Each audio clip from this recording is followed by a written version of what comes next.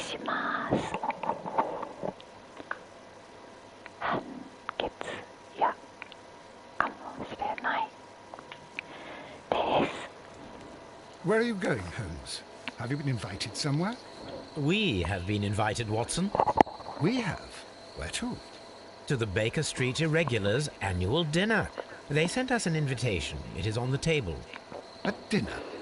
How could those street urchins afford anything like that? I can't understand your interest in them, Holmes. They're dirty. They wouldn't hesitate to steal your wallet. They... Watson, you should be excited. It is a secret dinner. Its location changes every year. Read the menu. Sounds mouth-watering. All right. We, the secret police of Baker Street, invite you, Sherlock Holmes, and Dr. Watson to our annual dinner. Menu, entree, frozen rat head salad. Is this a joke? Not at all. Pray continue. Main course, sow's udder in Danny Nutcracker's way. Ah, sounds disgusting, Holmes. Hedgehog goulash. Street turnips in homemade juice. And it goes on. Ah, I can hear them on the stairs now. Well, we can't go there. We can't eat that. Watson, you'll hurt the feelings of those poor children. We have to go. Mr. Holmes. It is fine, Mrs. Hudson. Mr. Holmes. Wiggins, Dr. Watson is getting ready. He will be delighted to join us. You don't look well, my young man. Is there something wrong? Don't tell me the dinner is cancelled. Mr. Holmes is my brother Leighton. He's in a prison cell. They say he's killed 2 men. You have to help us, Mr. Holmes, because I know he didn't do it. Where is he now? From what I've heard, they took him to the yard, and they gave him a good beating already. You know what they're like. They'll hang him. They won't look any further. Holmes, we have to help him. And forget about the dinner? Wiggins, I'll take the case. You're fantastic, Mr. Holmes. I'll be waiting for you at the crime scene. You'll be there, right? It's on Half Moon Street in Whitechapel. Very well. ハーフムーンストリート。ハーフムーン通りの事件を解決する。ハーフムーン通りの犯行現場を調べて目撃者の話を聞く。スコットランドヤードでレイトンに質問して金の所持品も調べてみる。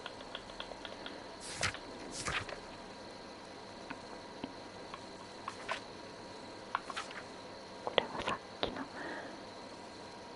きの事件のやつかな。これ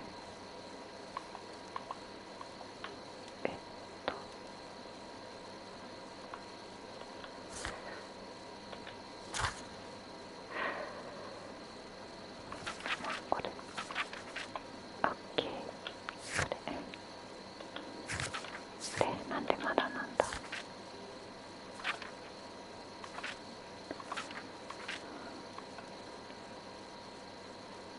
まあいいか。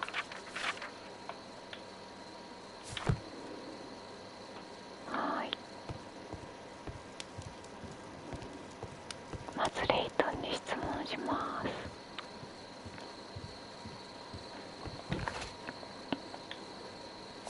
Holmes, poor little Wiggins needs our help. 助けます。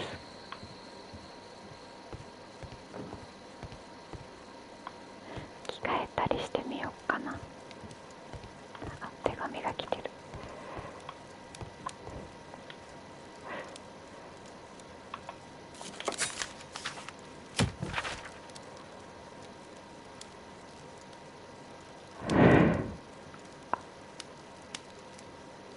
どういうことだこれ。アルバート。あ、奥さんがいたんだ。これは前の事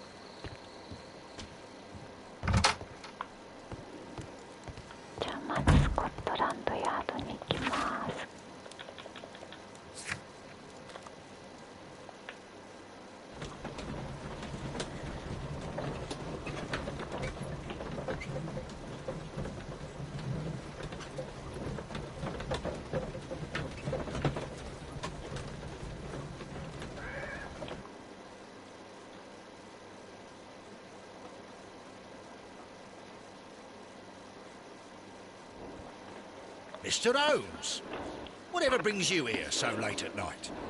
I'm interested in the case of young Leighton Chapman. He was arrested earlier this evening and accused of a double murder.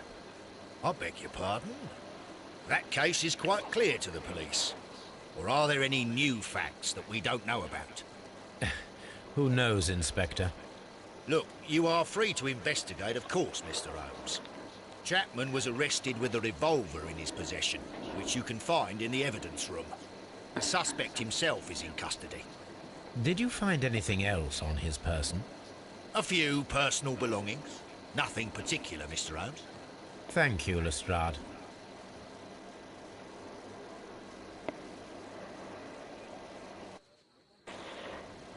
これはちょっともう一回話しかけてみます。あれ間違えた。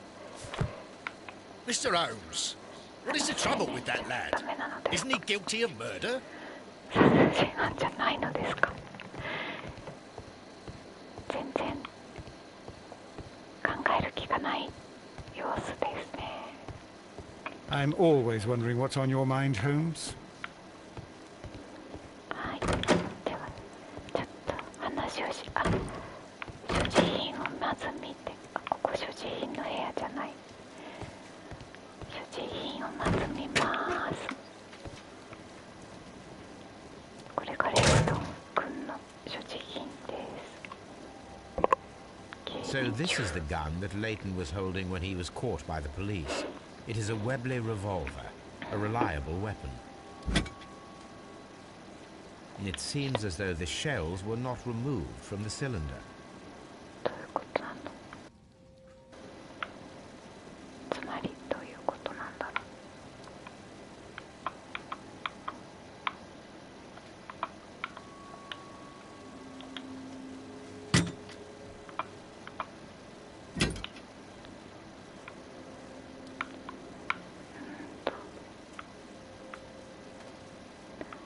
あ、ここか、この辺か。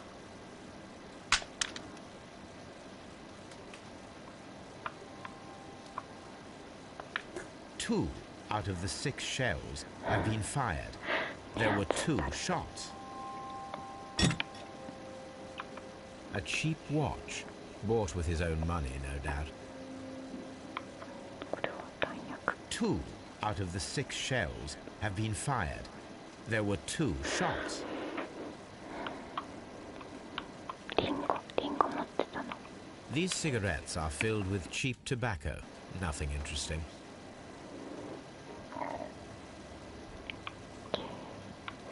じゃあレイトン君の尋問に行きます。ここの部屋も開けられる。これ今来たところか。はい。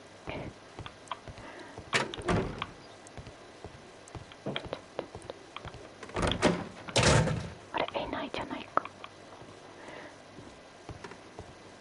Please escort this suspect for interrogation. Good evening, Mr. Chapman. Who are you? I've got nothing to say. It's all a mistake. Calm down, Leighton. I have come here to help you. To find out if you truly are innocent, as your younger brother Wiggins has told me. My brother? You know him? Then that means you're... Sherlock Holmes. Oh, blimey. All right, Mr. Holmes. I'll tell you everything. 君の話。 Good. Tell me your account of what happened. I left my work and I hurried up to see the fireworks in Whitechapel. I was late, so I decided to cut through Half Moon Street. I saw the first fireworks light up in the sky. I bumped into a constable on a corner before entering Half Moon. And then suddenly, what with all the firework flare, I saw 2 men. They were both lying flat in the middle of the street. I stopped where I was. I thought about turning back to the police, but as I was thinking of that, I saw a third person. He was leaning over the body that was furthest from me. The second I saw him, he raised his head and he stared at me.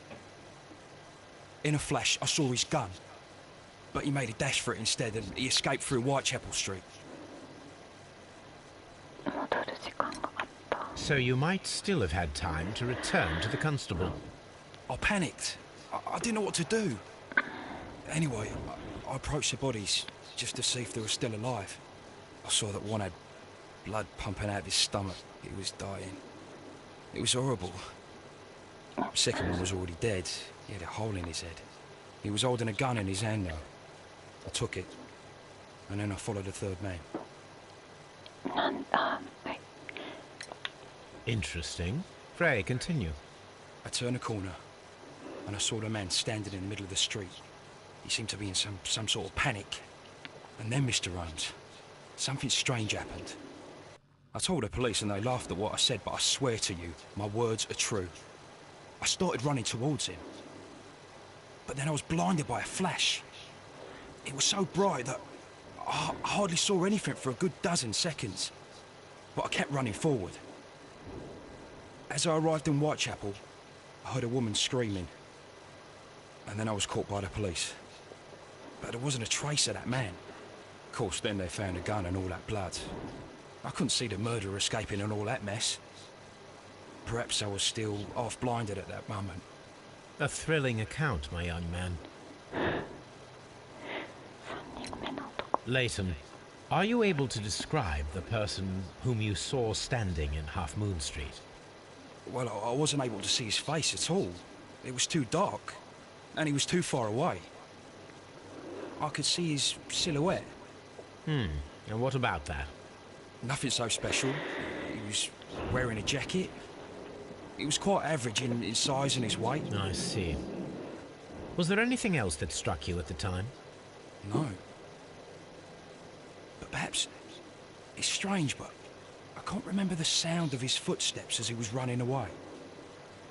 Perhaps it was because of the fireworks or the surprise of me seeing him. 足音がしない人が犯人。裸足の人ってこと。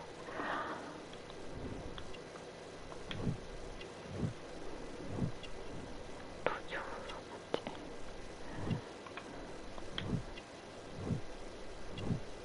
向こう水。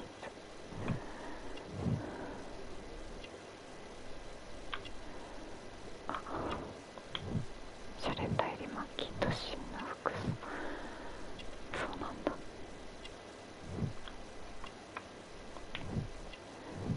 あ、刑務所経験者。We shall see you soon, young man. じゃあ次は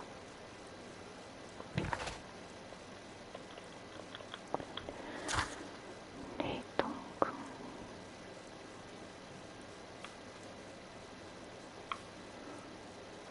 なるほどね。では今度はハーフムーン通りに行きます。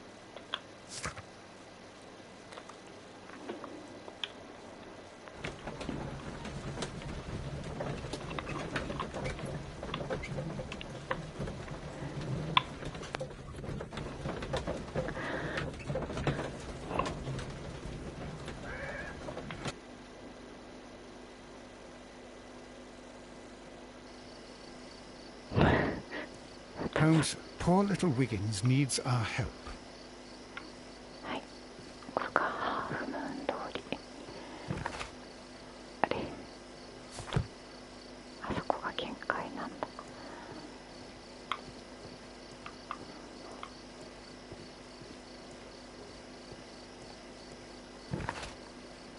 ここの限界なんだ。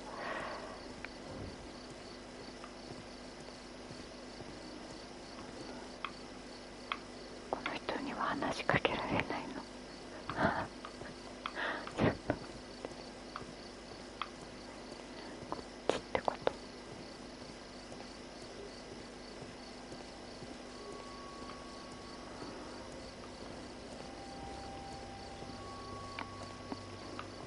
音がいいですね。Please, gentlemen, leave the scene now. Oh, Mr. Holmes, is that you? Good evening, Constable... Constable Marrow. I was here with Inspector Aberline during the Ripper case, Mr. Holmes, back in '88. But then this is nothing like that case. With this one, we've got the murderer, the weapon, and the statements, which speak for themselves. Of course, Marrow. But you know that appearances can sometimes be deceiving. Who were the victims? The two men here, both shot.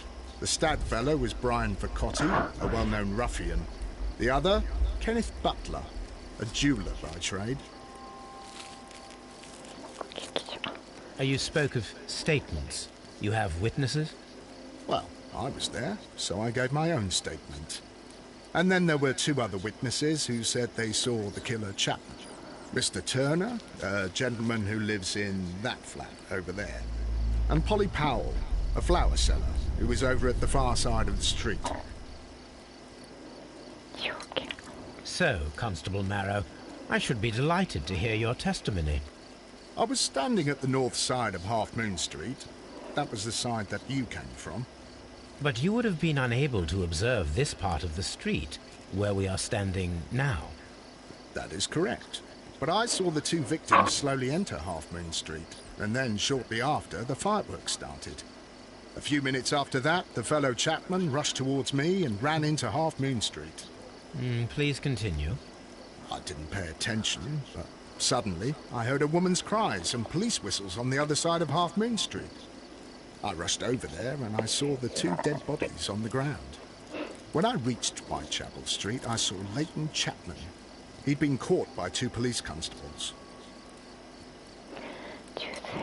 Did you hear the shots? I didn't hear any shots. The fireworks were all over the sky. They were so loud I couldn't hear anything else. What were the fireworks in honor of, Constable? Well, today's Queen Victoria's birthday, Mr. Holmes. Ah, yes, I appear to have lost track of the days. It is May now, of course. Constable Marrow, what else caught your attention while you were running through Half Moon Street? I saw nothing but rats, and I took the time to light every corner with my lamp. Did you happen to look up at Mr. Turner's window when you were on Half Moon Street at that time? Yes, I saw that the window was open, but no one was there. It was dark in the room. Constable, your statements have been of great value to me. Mr. Holmes, I had no doubt about this case, but now that you are here...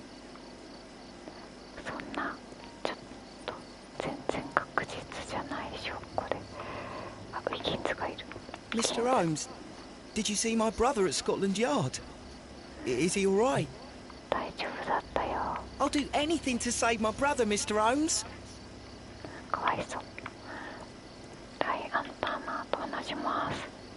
Good evening, Mr. Turner. I heard Constable Marrow reply to you as Mr. Holmes. Are you that detective, gentleman? I've heard of you. And, well, I know things about this evening. Excellent. Might we hear your story? Could you tell us everything that you may have seen or heard? I was already in bed when the fireworks started. A few moments after, I clearly heard two gunshots from outside. Please continue. I quickly got up and I grabbed the lamp from my nightstand and I rushed towards the window. I looked down and I saw two bodies. And there was a man with a gun who was standing nearby. Where exactly? Well, near this body. Did he notice you? I don't think so. He rushed towards Whitechapel Street without looking around. Mr. Turner, did you see anyone else in the street? No, I saw no one but that man, the murderer, the fellow they caught. Were the two shots you heard consecutive? Yes, there was a very short pause between them, and they sounded different somehow. It seemed to me that the second shot was louder than the first. That is an interesting comment. Mr. Turner, what were your actions after you stepped up to the window? I was afraid that the man with the gun might return, so I stayed close to the window till I saw the policeman coming into Half Moon from Whitechapel. Then I walked out to tell them everything I saw.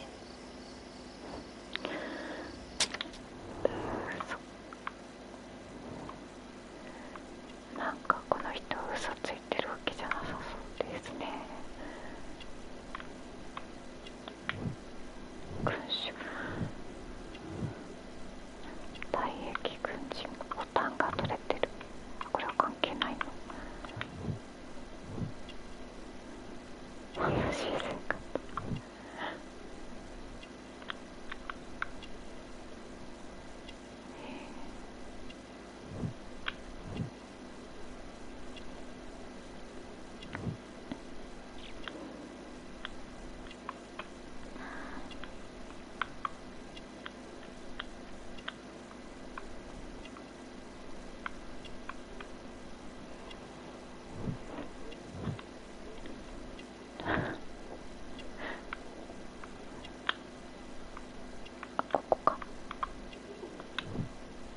支えが必要。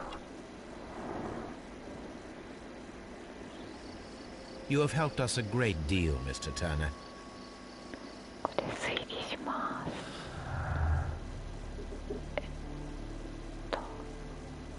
レイトンの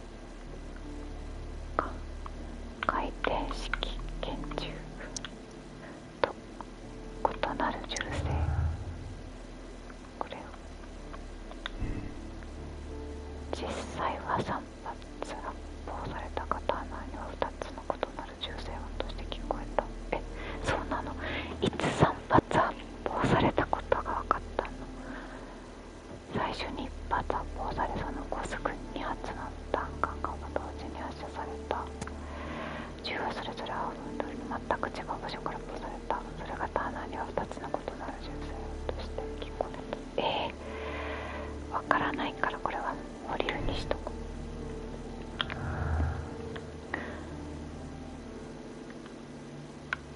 暗い窓。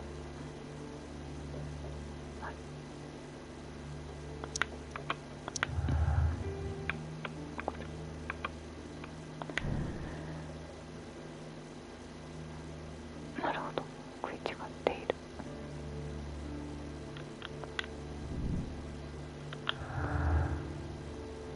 で、死体から銃を取ったんだ。これ、これじゃない。じゃあとりあえずは何にもなしか。違う。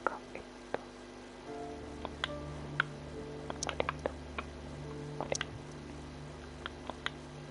とりあえずはこれは一回保留。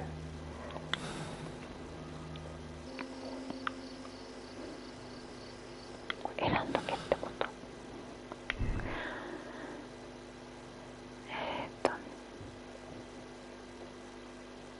それはどうしてわかるのこれは。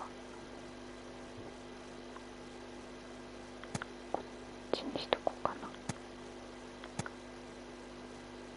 こっちにしとこう。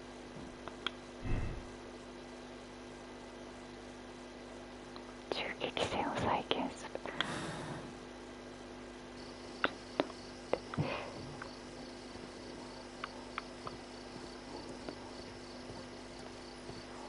あ、これ怖いな。ちょっと調べます。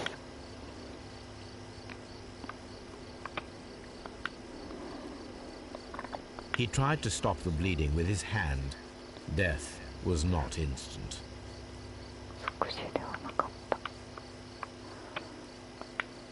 The bullet penetrated his stomach, a dreadful wound. すごい怖い。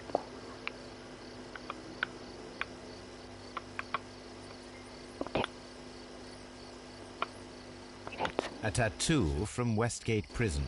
Vercotti must have done some time there. Brian Vercotti and Leighton Chapman both have identical Westgate Prison tattoos. They were most likely acquainted. なるほどね。 Brian Vercotti suffered greatly. What a terrible way to die.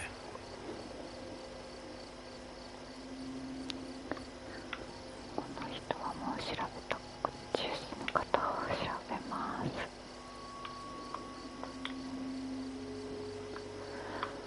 The bullet struck his head. This man didn't stand a chance. これで詳しく見る。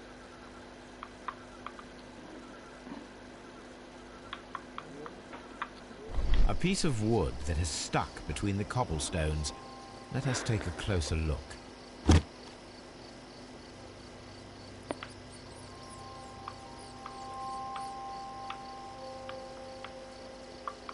なんだこれは。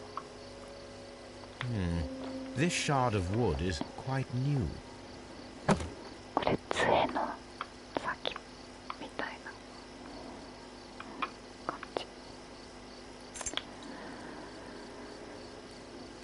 This is an ordinary key. I wonder what kind of door it opens. ちらっと L1。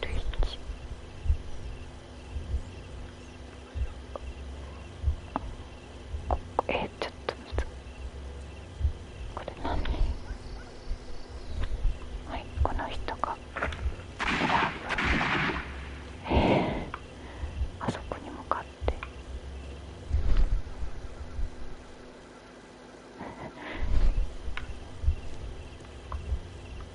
これじゃん。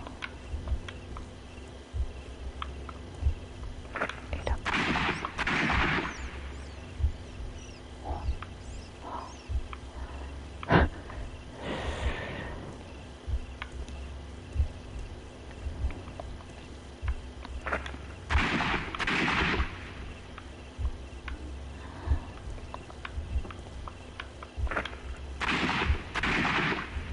なんだこれ。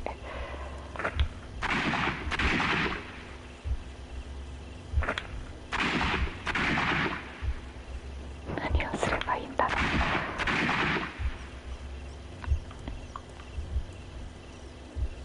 頭に当たってる。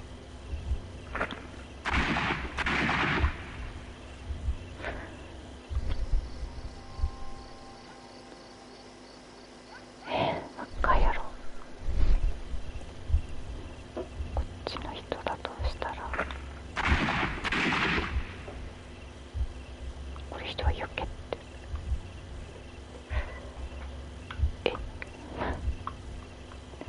そんなのわかんないぞ。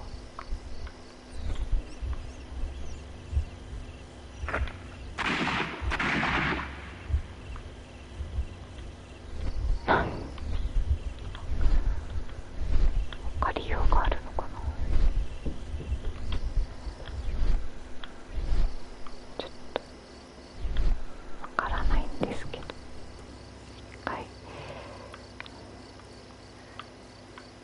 まだあっちの拳銃の跡を見ればいいのか。拳銃の跡ありそう。こっちは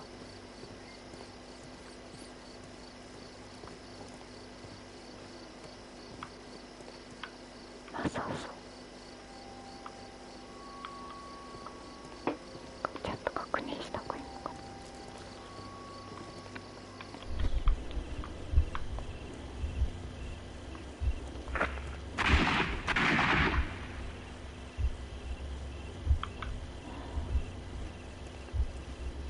これを見に行く。調べて。 I am unable to see any higher. I need to find something to lift my lamp. はい。とじゃあはしご。は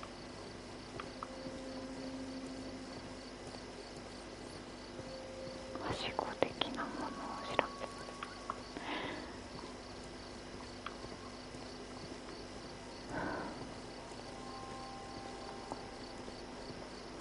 ずっとここに立ってる。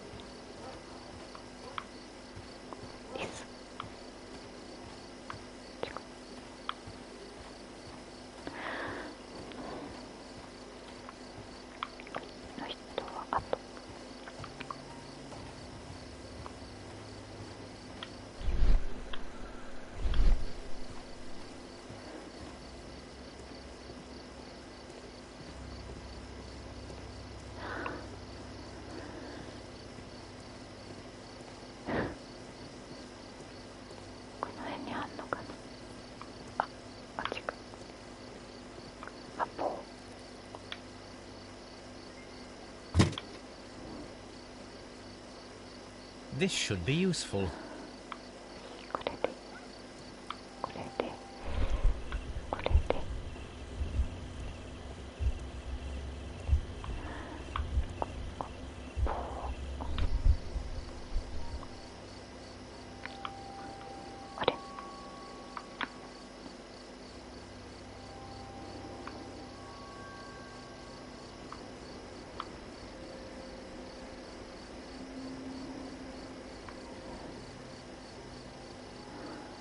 あれもしかしてないのか Nothing interesting here.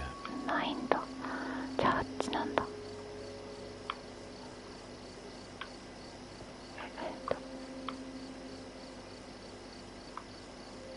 あると思ったけどないのでこっちに行ってみます。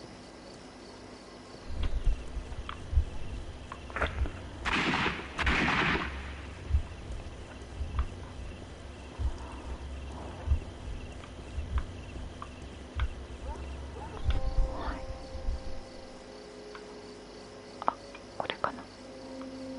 あった。 This is most definitely a bullet hole. どうだ。 The brick cracks are fresh. じゃ Watson, there was a third shot fired in this street. あなるほどね。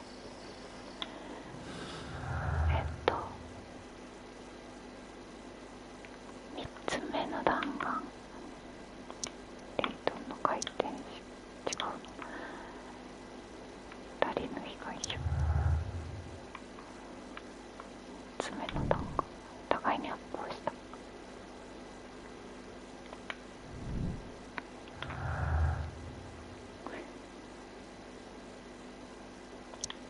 どんな教授と。あ、これ合ってた。ああ、なるほどね。とりあえずはこれでいいのかな。2人の被害者が出たのかな。あ、いけた。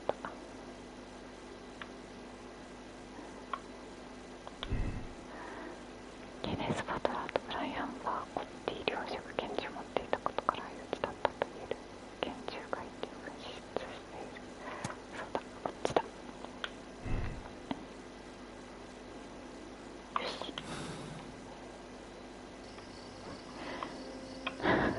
これで次はあの女の人にお話を聞きに行くでいいのかな。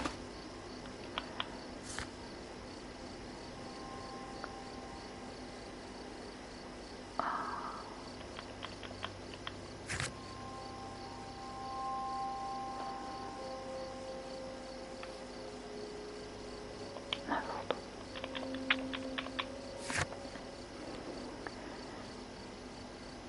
目撃者のなるほど。はい。すごい見てる。ヒンズ。面白い。I'll do anything to save my brother, Mr. Holmes. 大丈夫だよ。 Mr. Holmes, did you see my brother at Scotland Yard? Is he all right? 大丈夫だよ。ちょっと面白い。 Mrs. Powell? What do you want? My name is Sherlock Holmes. I'm assisting the police with their investigation of the crime that took place this evening. Well, I've already gave my testimony, but very well. Could you tell us everything that you may have seen or heard? Yes, I was selling my flowers as usual, and then the fireworks began, in honour of Queen Victoria. I enjoyed those. But then, all of a sudden, a young lad ran out of Half Moon Street and stopped just by me. He had a gun in his hand. He was like a ghost, and all covered in blood. It was dark, but I could see him, because of the flashes from the fireworks. And then? I screamed as loud as I could.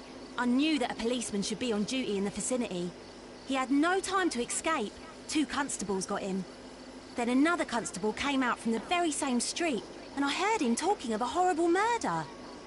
聞いたんですよ。 Mrs. Powell, did you hear the gunshots? I'm not sure. You know, what with the fireworks. Did you see anyone else leaving Half Moon Street, prior to or at the time of the crime? No, sir, I did not. Even with all the fireworks, I was very attentive, as I'm always on the lookout for customers. っていうことは My thanks to you, Mrs. Powell.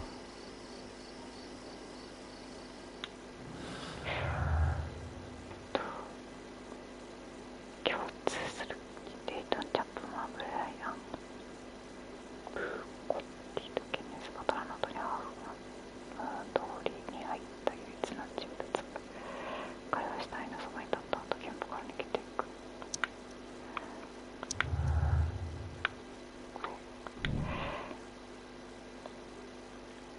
映像は持ってないけど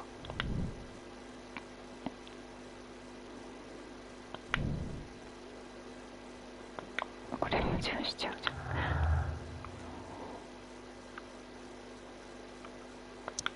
共通違う。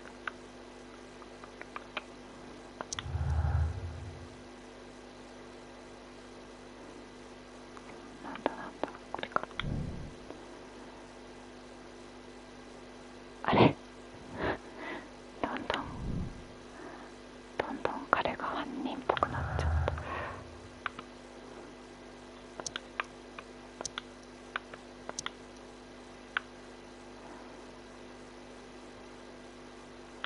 どうしよう。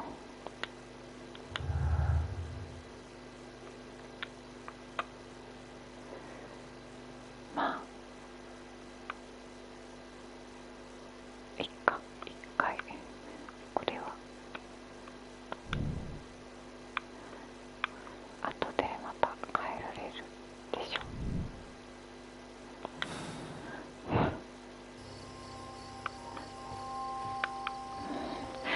なんだっけ、ターナー氏と話。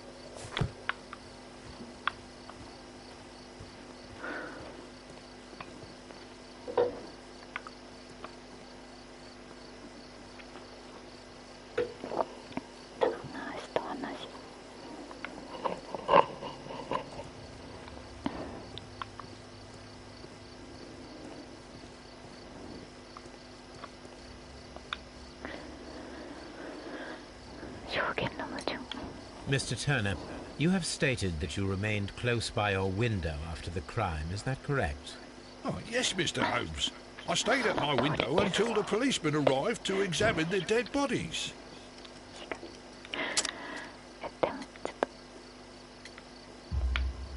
That is very interesting, Mr. Turner. Constable Marrow stated that he did not see anyone at the window when he was running through Half Moon Street.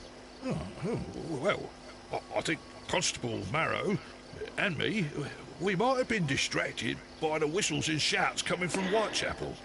We could have missed each other somehow. You understand what I mean? It was a bit of a stressful moment, to tell you the truth, sir. Allow me to form my own theories, Mr. Turner. Would you mind showing me the view that you had from your window? Not at all, Mr. Holmes. Please, follow me. Mr. Turner appears to live very modestly.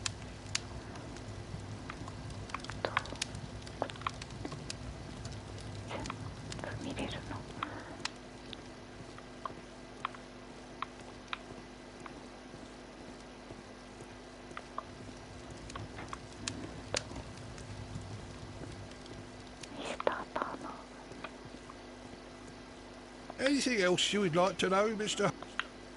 Anything else you would like to know, Mr. Holmes?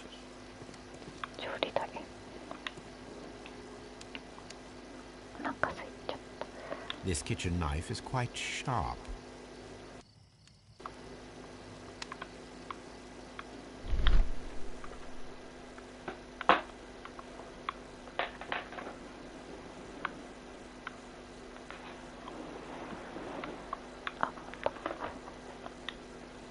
There are pieces of shredded paper scattered over the table. This kitchen knife was used to cut the paper.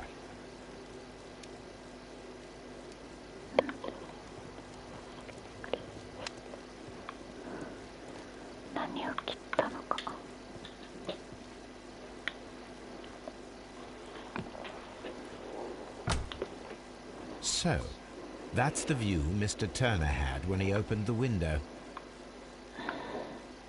The dead body of Kenneth Butler.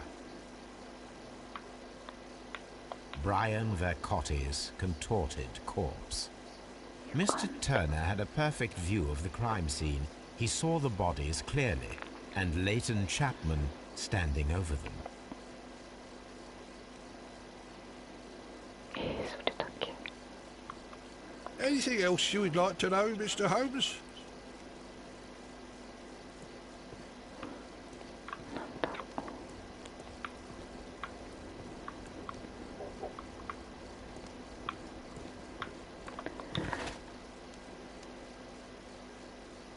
食い違う陳述を説明できる何かがあるかもしれない。なんだ。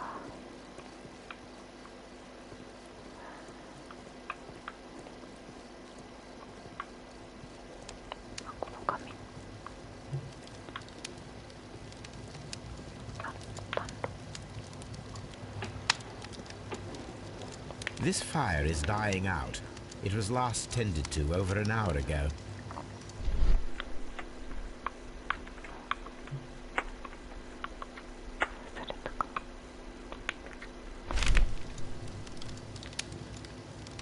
The papers are almost entirely burned. I am unable to see what's written here.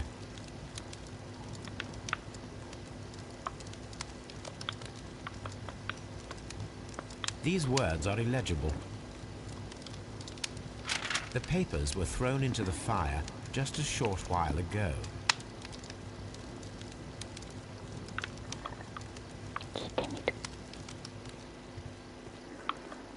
Anything else you would like to know, Mr. Holmes? ダメなんだ。あ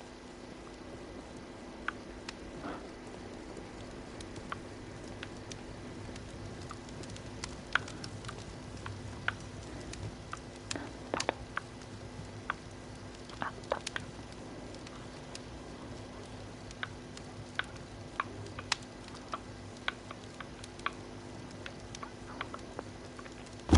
あ、お腹が。あ、これやっぱり。 A perfect match. So, Mr. Turner broke his stick when it became stuck between the cobblestones. He did not mention that he was so near to the victims. 怪しい。 The books on this shelf are in a mess. It looks as though Mr. Turner was trying to find something in a hurry here a short while ago.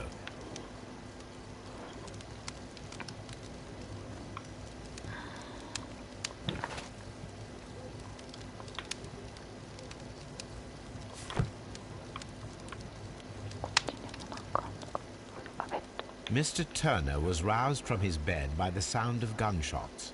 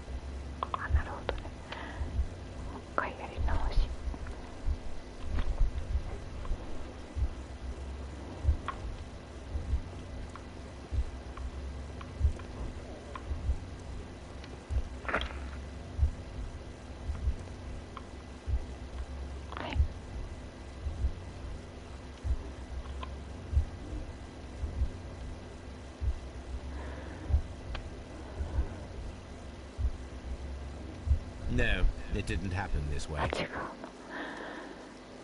間違えた。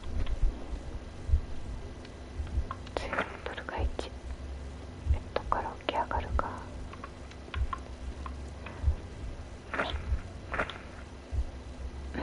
2。なんだこれ。ベッドから起き上がる。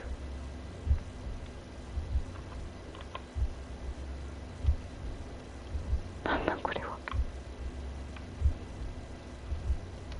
あ、全部やる No, のか。it didn't happen this way.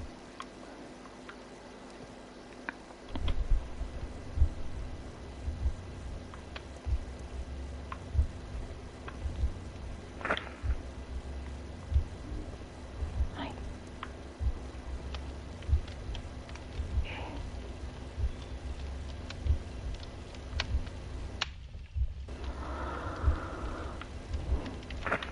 レタス動く。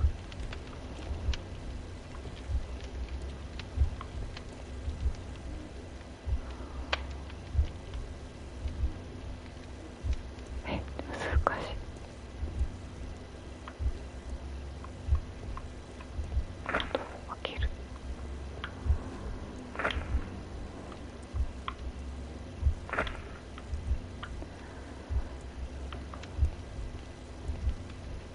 あ、なるほどね。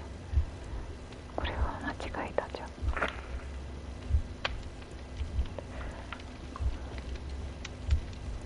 だから起き上がる。窓を開ける。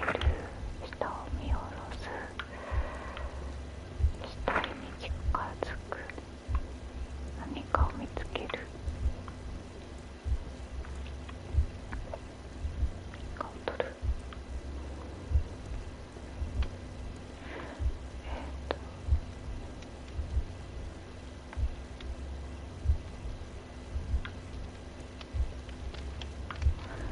何かをこっちかな。こうだんだん投げ入れる。これだ杖を置く。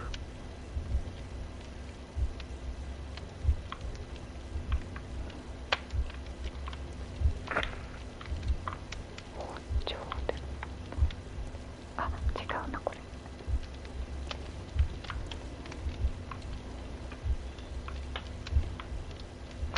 これを間違えて包丁で髪を切る。で、違う。ここの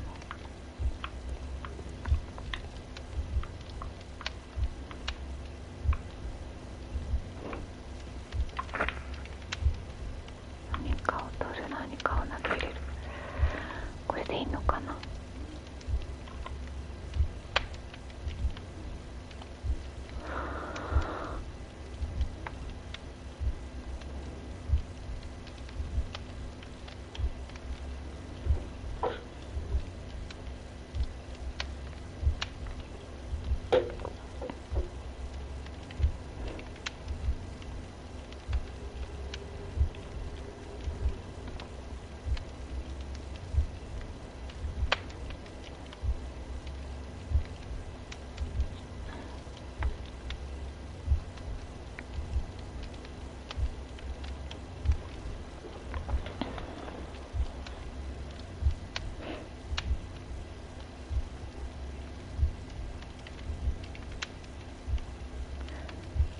これ全部ちょっとだけ早送り。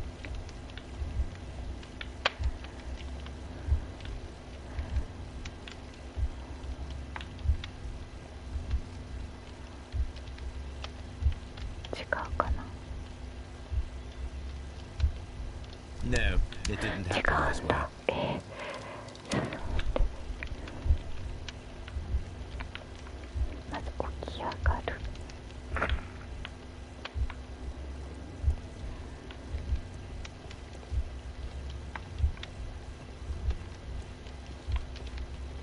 ねえ、何。下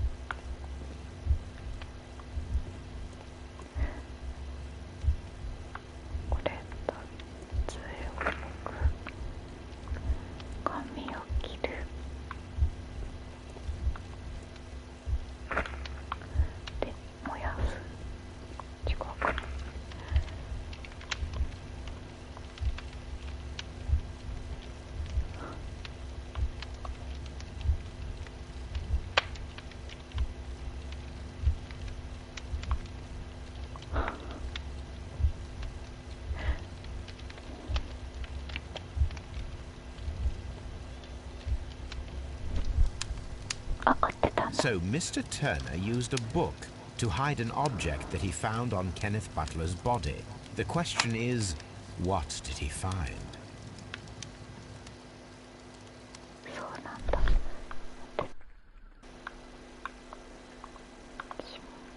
I can see prints from greasy fingers upon the cover of this book. Let us take a closer look. Well now, what a find! A precious jewel concealed inside a book.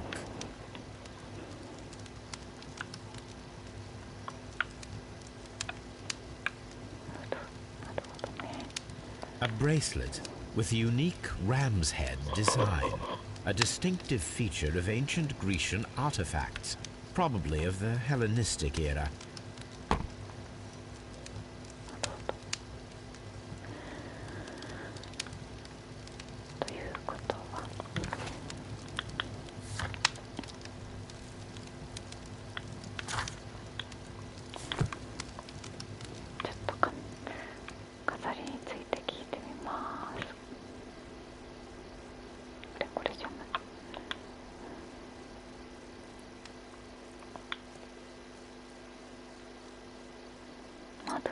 Mr. Turner, how would it be possible for a man of advanced years, such as yourself, to rush from his bed to the window in a matter of seconds, as you have stated?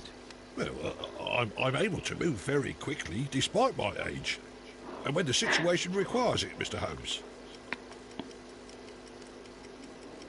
I understand.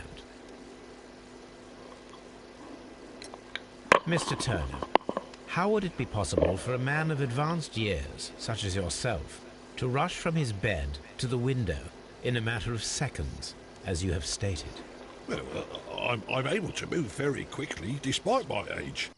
And when the situation requires it, Mr. Holmes.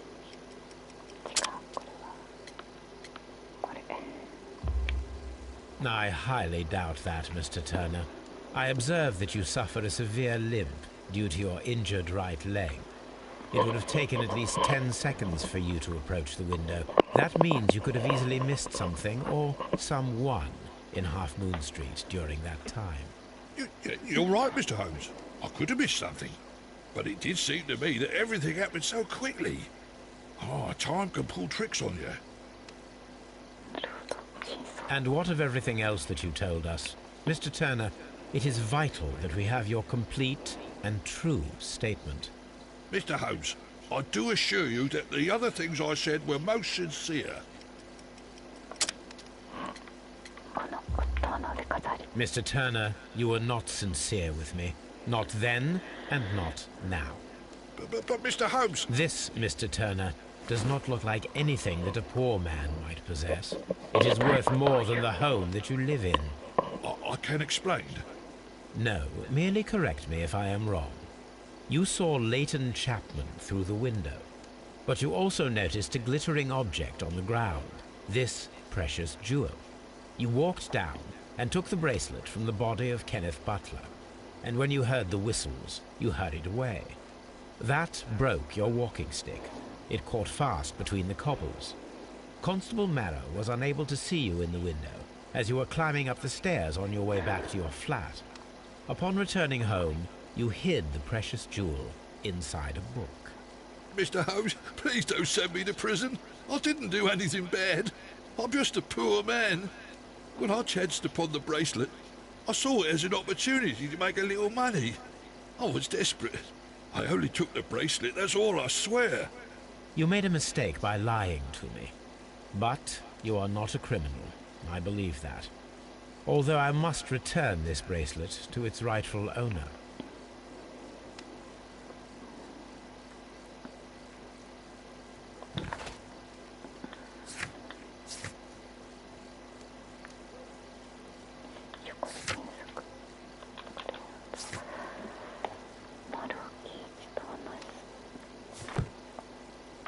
That's why it's better to stay at home at night.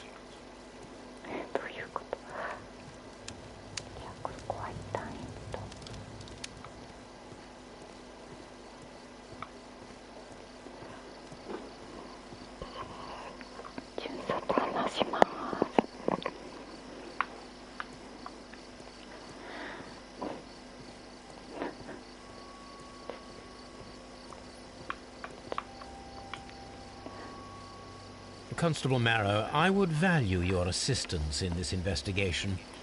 It would be my pleasure, Mr. Holmes. I would like to make sure that there are no places in Half Moon Street where a man could hide while you were running through it with your lamp. All right, Mr. Holmes, what should I do? Take your lamp and start walking, just as you did before, and try to find me. Understood.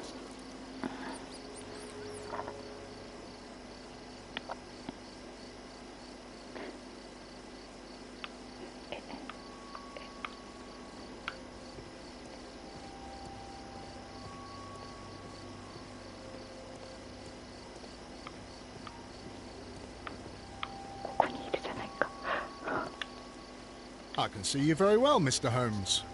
All right, Constable. Let's try again. I'll find another place to hide.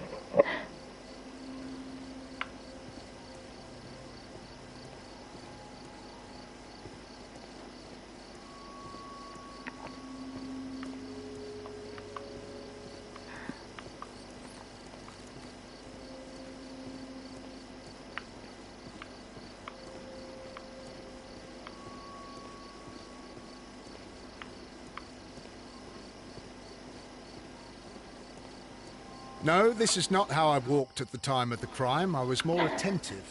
Let's start over again.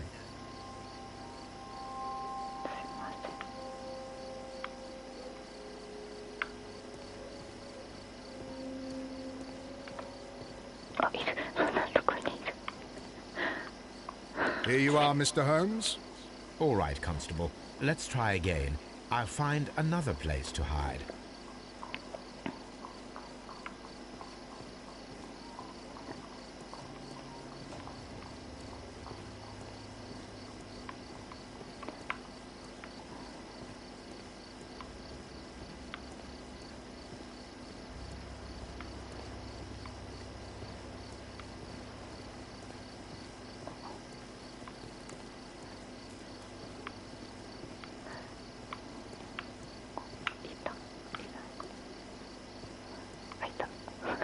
Mr. Holmes, it wasn't difficult to find you at all.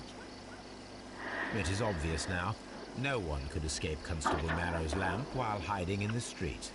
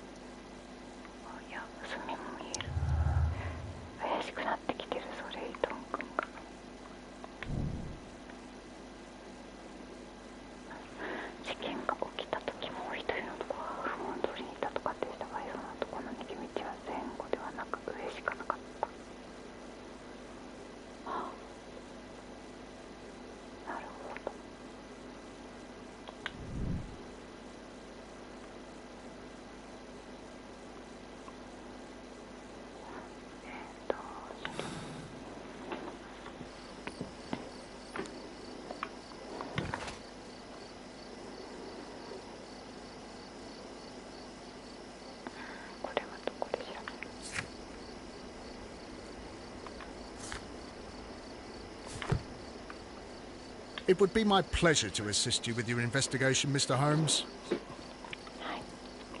I'm always wondering what's on your mind, Holmes.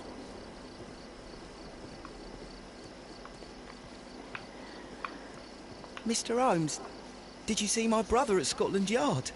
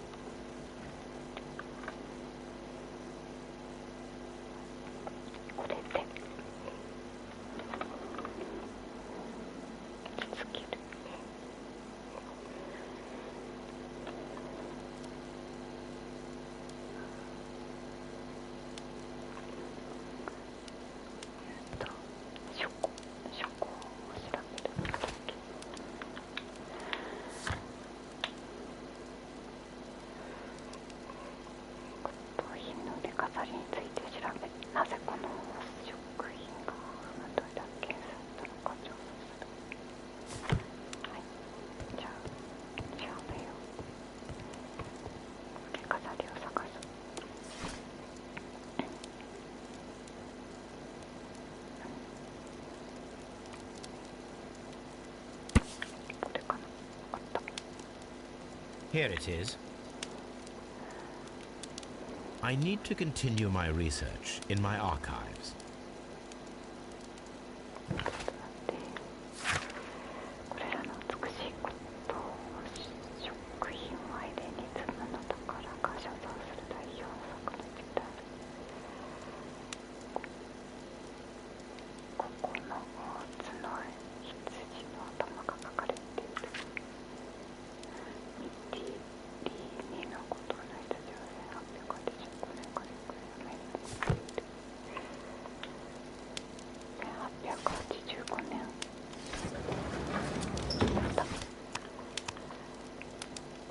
これだ。エレニズムの芸術作品が。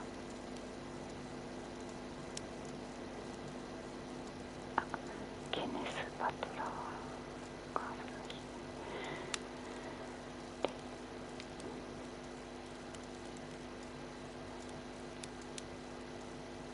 あれ。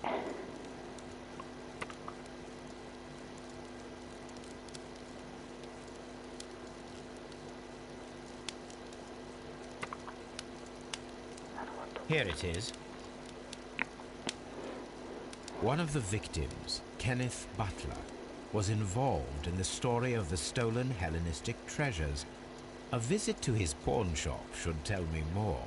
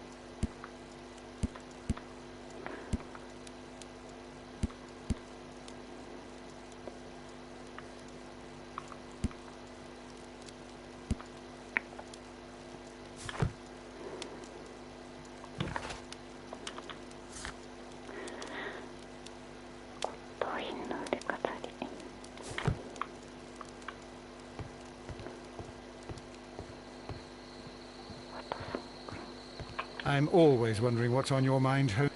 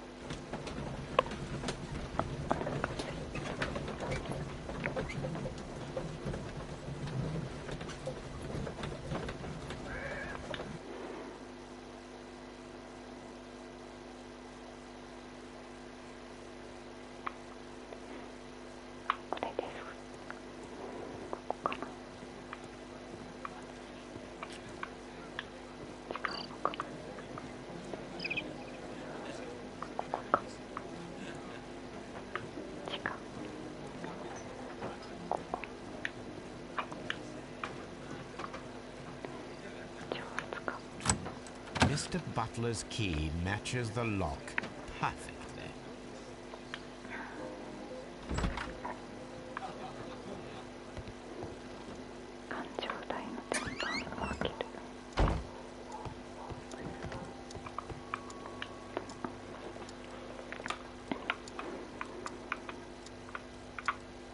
This is exactly what we need in order to imitate the flash of the fireworks.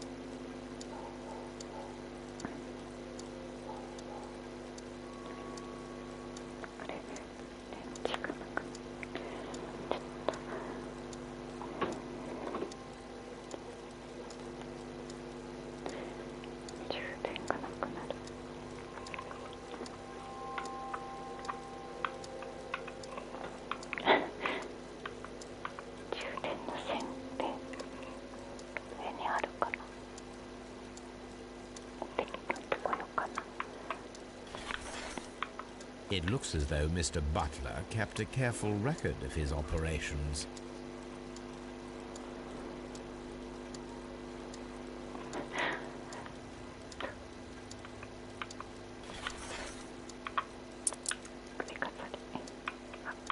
'The ram's heads. This necklace belongs to the 5 Rams of Mittelin collection. Interesting. That means that Kenneth Butler owned a part of this collection all this time, 10 years after the theft.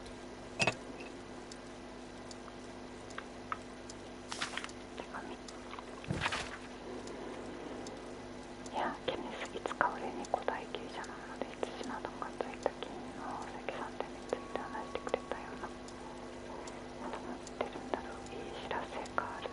その石器をどうしても欲しいっていう金を町のとこにつけたんだ。いつでも大金を払えるんだとよ。あんたとこの男の面会を手配してもいい。だが俺にも取引の分け前を払ってほしい。日曜の夜、花火が始まる前にグレートアリーとハーフムーン通りが交差する場所で待っているブライアン・ブーコッティ。なるほどね。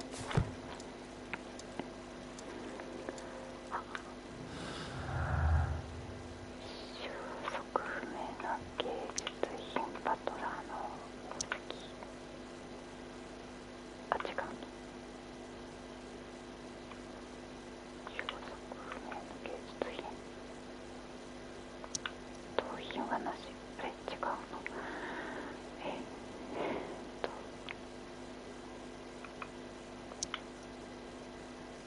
これじゃん。これでもない。選び直す。マトラの石器。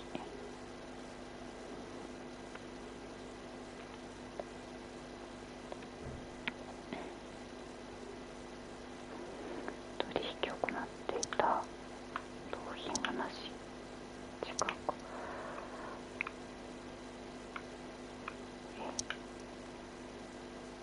違う。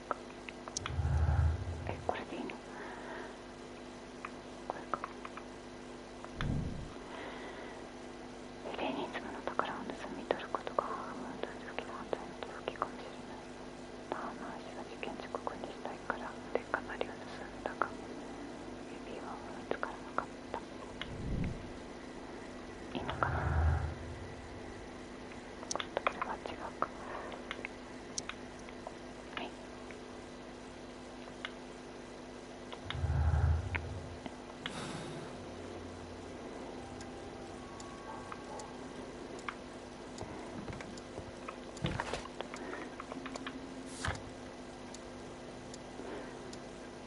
登山用具を見つける。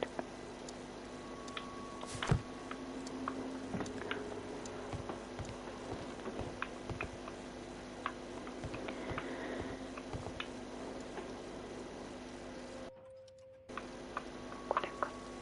These tools are exactly what I need to climb the wall.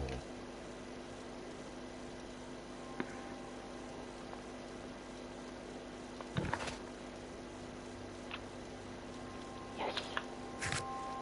じゃあ。違う。とりあえず現場に戻ろう。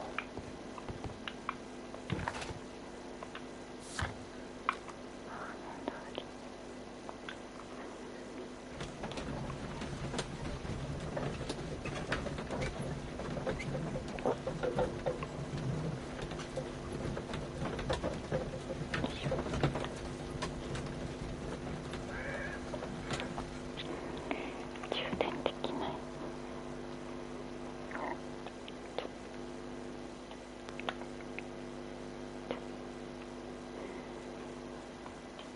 充電の線取ってこようかな。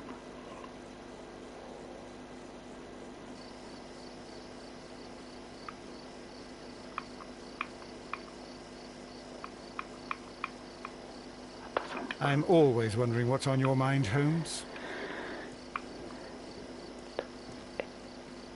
どうこっちか。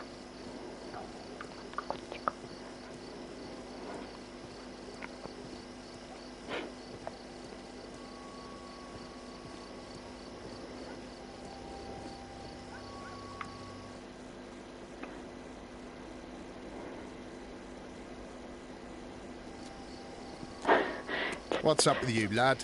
What are you waiting for? I'm waiting for my brother to be released. Your brother? The one that you caught, beat up and imprisoned. Ah, the murderer.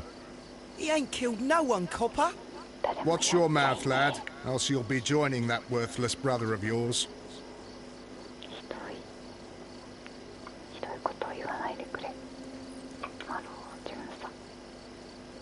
Constable Marrow, Watson, I would like to perform another kind of reenactment with your help. I'm listening, Mr. Holmes. I want to check if Leighton's testimony can be trusted. If someone could vanish into thin air at a specific moment. But Holmes, I don't see how. I am going to be the mysterious gentleman whom Leighton followed. I will stand exactly where he saw him before he was blinded by the flash. Watson, you will be Leighton. When I fire the signal flare, you should start to chase me.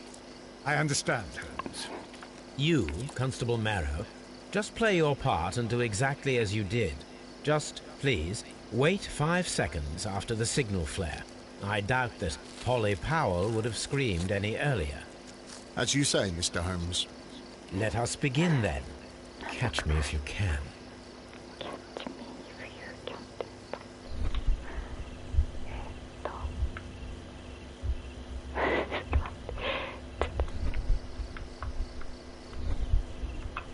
The streetlights fall directly on this wall.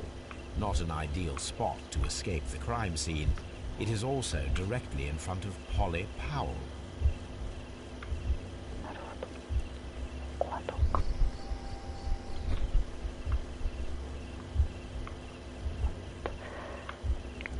違うところ。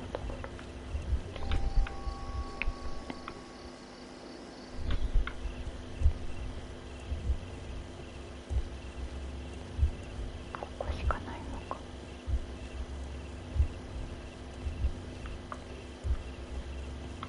あの2つ。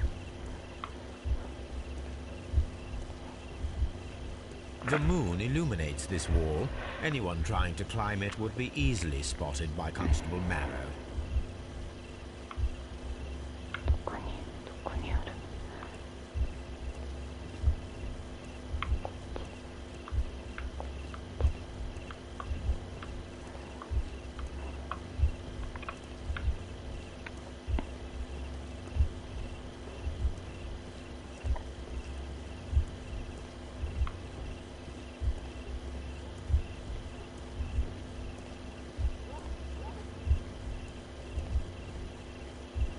もっと外出てからってこと。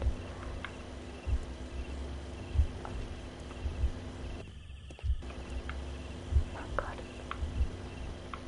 なんだあれ。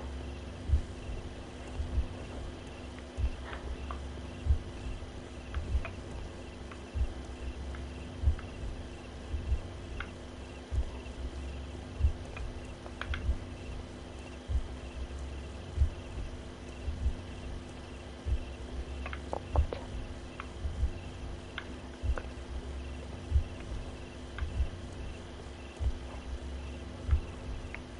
何を見てるんだこれ。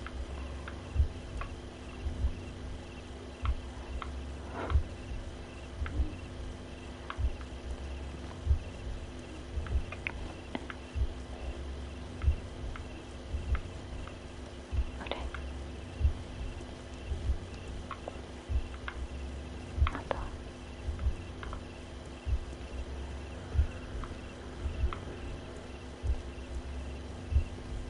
これじゃない。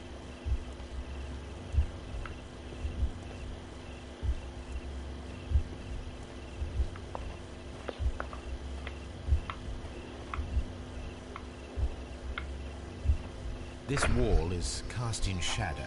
It would be difficult to see anyone scaling it.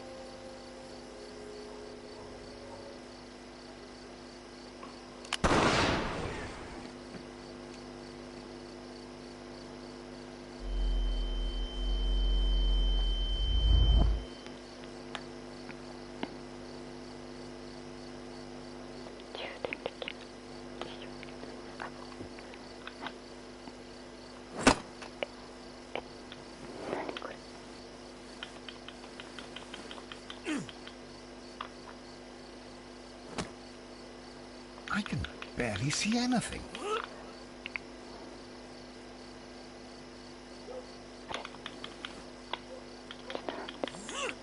Holmes? Are you there?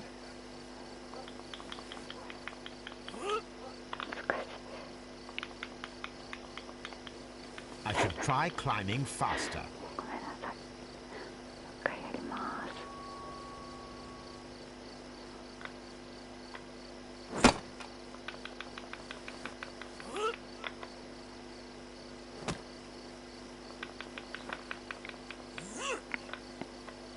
I can barely see anything.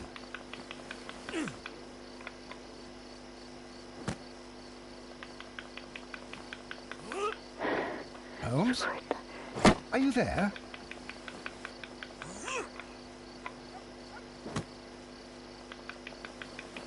Where is he? My God, a man can't just disappear like that. Holmes? Holmes? Where are you? I cannot see you, Mr. Holmes. Dr. Watson, it seems that Mr. Holmes has disappeared. Don't worry, gentlemen, I am up here, above your heads. How on earth did you get up there, Holmes? I am using crampons and a climbing axe, although the person we are looking for did not leave any traces of such tools. Constable, is there any way to get to the top of this building? Yes, Mr. Holmes, I can show you. The door to the building can be found from Whitechapel Street. Gentlemen, I am on my way down.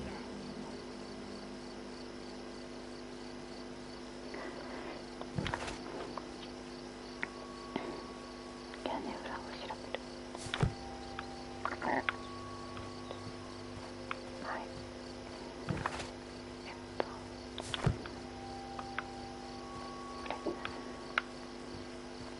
ここじゃない。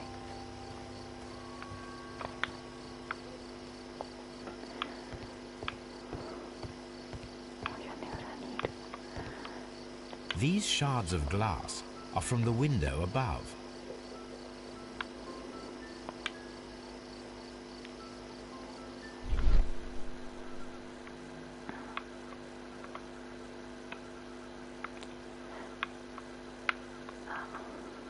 A cluster of thick black threads. They're unusually strong. I should examine them under the microscope.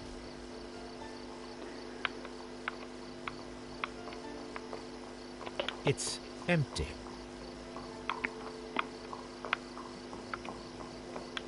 Someone broke through the window to get inside the attic, but in his haste he ripped his jacket. We can conclude that the person whom Leighton saw climbed up the wall, broke into the attic window, and escaped through the hatch. じゃあ嘘ついてなかったんだやっぱり。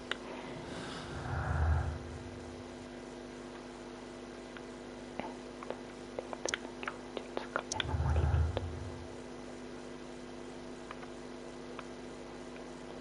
あれ？これか。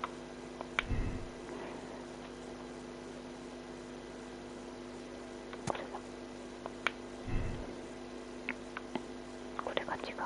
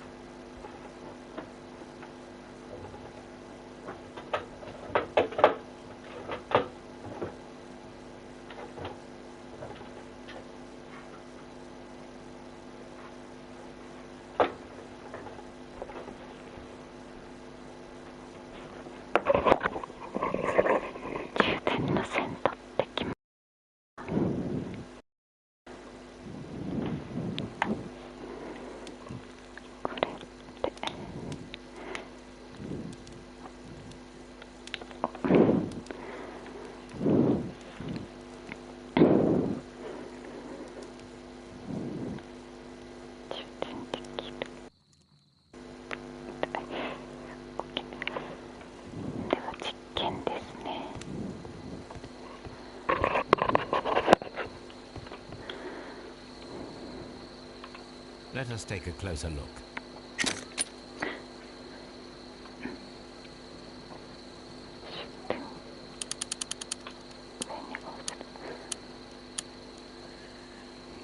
It is not a thread, but a hair. I very much doubt that it is human. I need to compare this sample with a human hair and a horse hair. A shaving brush is usually made from horsehair. Watson, could you please pass me your shaving brush? Here you are. Watson, look, what's outside the window? Where? I don't see anything. Ouch! Holmes! Oh, don't make such a fuss. One little hair. Hi.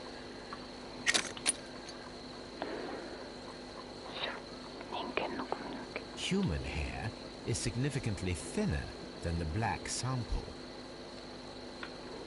This is a most unusual hair. The horse hair is thinner than the hair that we found. So, this black hair belongs to an animal, and it is larger than a horse. A hair from a large and exotic animal.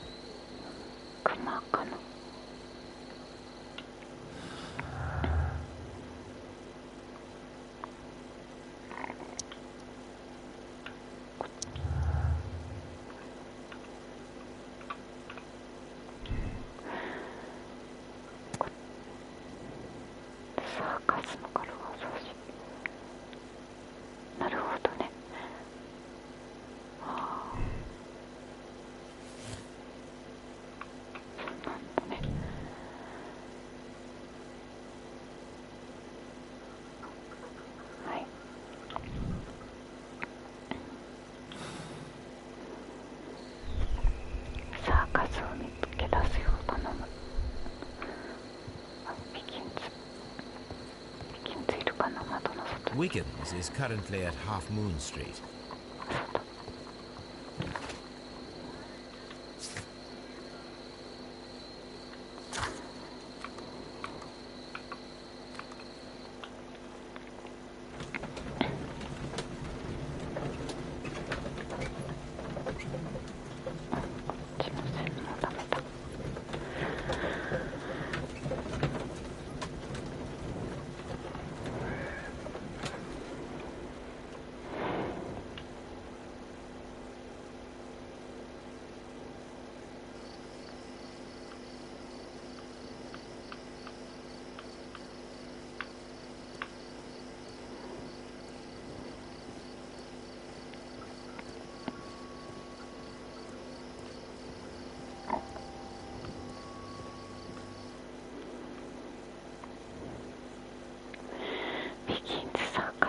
Why are you looking at me all the time like that?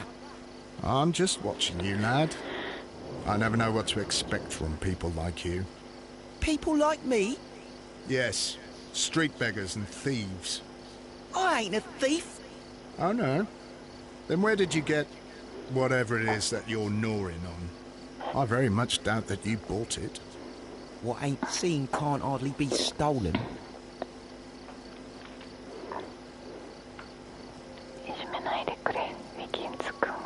It would be my pleasure to assist you with your investigation, Mr. Holmes.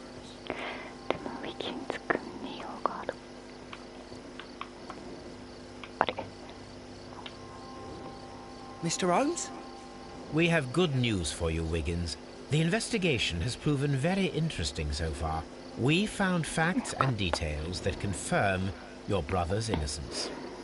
I knew it, Mr. Holmes. But for now, Wiggins, we need your help.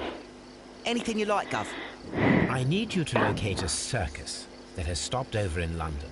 It needs to have disposed of at least one exotic animal. A very large one. You can count on me, Mr. Holmes.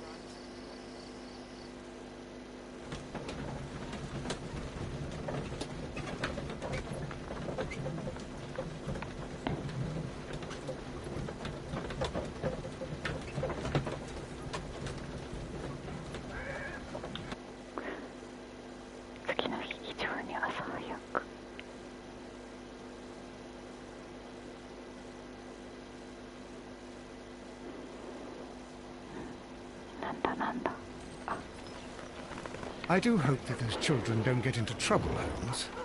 Don't worry, Watson. I predict some news in 7 seconds. Mr. Holmes, we found it. Here it is.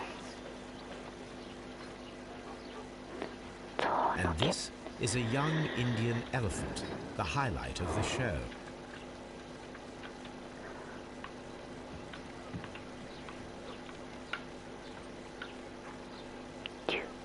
Duval Brothers, a well-known travelling circus that is currently stopped in London.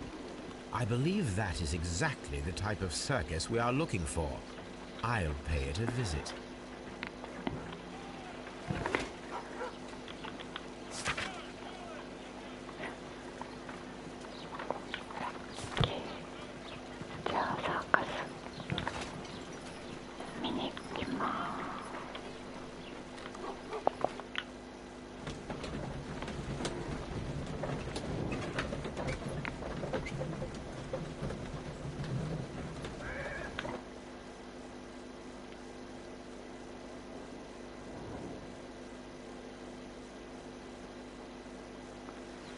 Aye, you. Stop right there. Good morning, sir. Pardon me, but why am I not allowed to walk around here? Because it's private. Well, I only wanted to meet the artistes. Hmm? You're wanting to apply for... Nah. You don't look like the type of, artistic lockpicker that we're looking for. You might be surprised. What? Nah. I don't think so. Clear off. You're a bit slow to catch on, eh? Get lost. そうするんだ。じゃあ戻んないといけないんだ。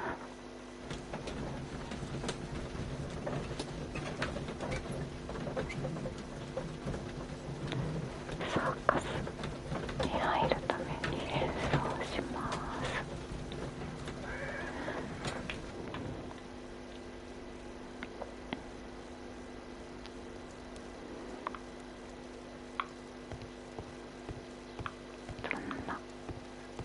どんな顔が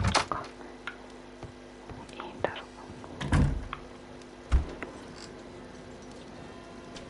これじゃない、これじゃない、こういうことじゃない。山賊のが船乗り。布団を外した上着、布団着、黒い上着。山賊がいいのかな。山賊にしてみよう。山賊でいいのかな。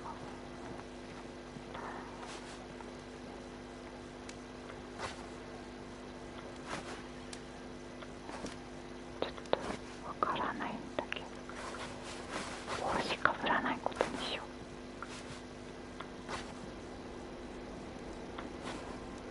これにしよう。す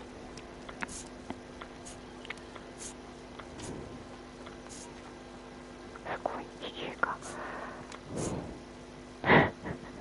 こんで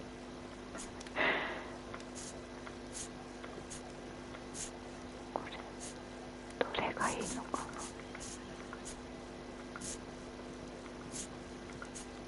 これにしようかな。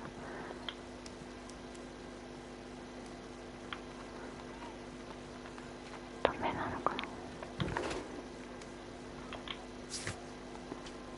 あ、髪の顔の毛みすぼらしい服、それに帽子。顔の毛みすぼらしい服、帽子。なるほど。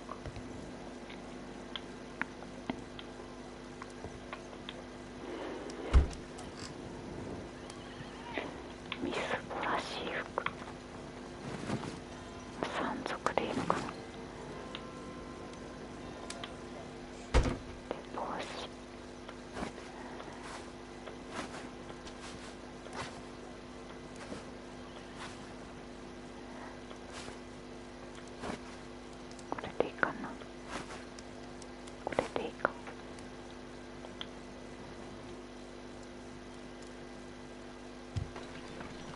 Stay where you are. What are you doing here, and where is Sherlock Holmes? Calm down, Watson. Take deep breaths now. It's me. Oh, thank God, Holmes. I can't get used to your disguises. Thank you, Watson. That means I am ready to go. Holmes, I won't be able to join you. I promised to visit a patient today. It's all right, Watson. I think that I can handle this alone. Hello, Toby. All you need now is a shawl and a mock cap, and you could be Mrs. Hudson's younger sister.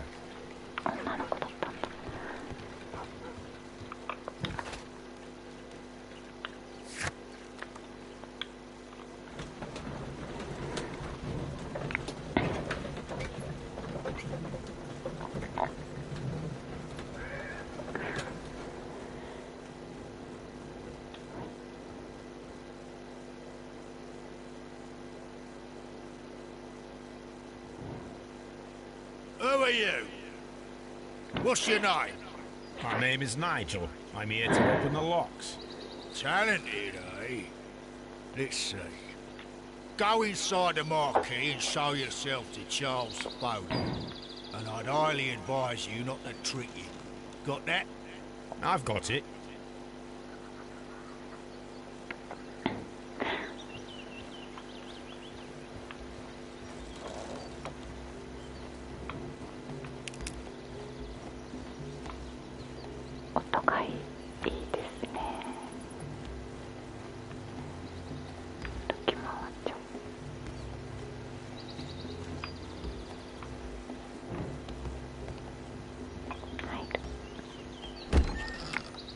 So, everything is here just as you asked. And what about the money? Some of the barrels are wet. Transportation issues, it couldn't be helped. Whatever. We'll be here after midnight to pick up the supplies. I want to be paid first. No.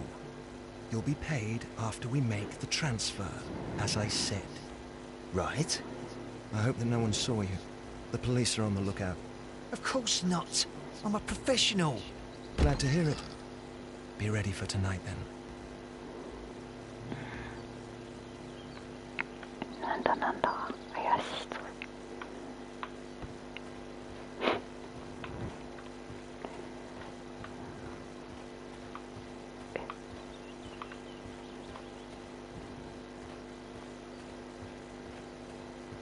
こっちから来たんだっけ。こっちから来たんだけど。はいはい。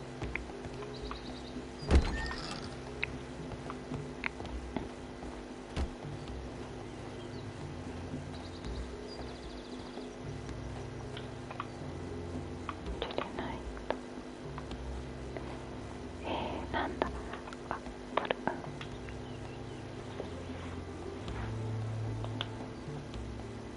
This wooden barrel is damaged.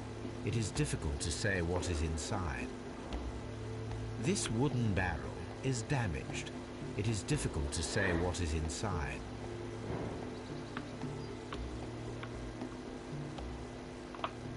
There is a spot on this barrel that was intentionally painted out.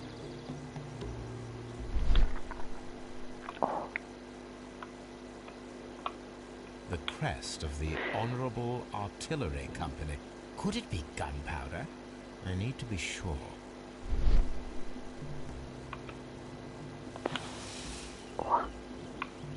Judging by the fractions and the scent, I can confirm that it is, in fact, gunpowder.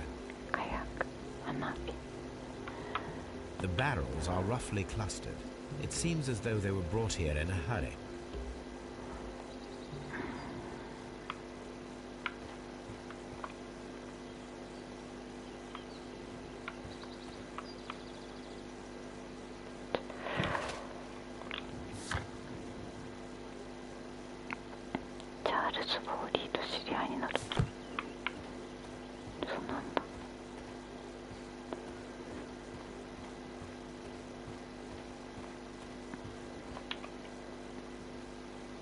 This printing press is old, but still quite capable of printing hundreds of pages per day.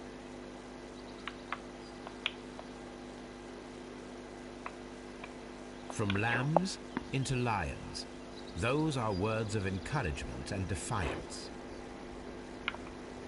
That's a picture of a contemporary gentleman wearing a Robin Hood hat. Interesting. This poster was clearly made to fire up rebellion amongst the people.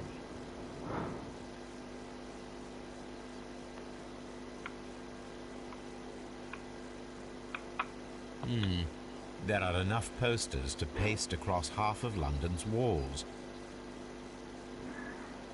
Powder kegs, a printing press, and a great many blank papers. All of this was stolen by the Merry Men quite recently. And these poster samples. I am quite sure it is not a coincidence. The Merry Men are planning some sort of sabotage. Stop right there. Who are you? Are you Charles Foley? Maybe. They say that I can open any door. Do they now? We'll see that lock near the chains on the table over there. Open that.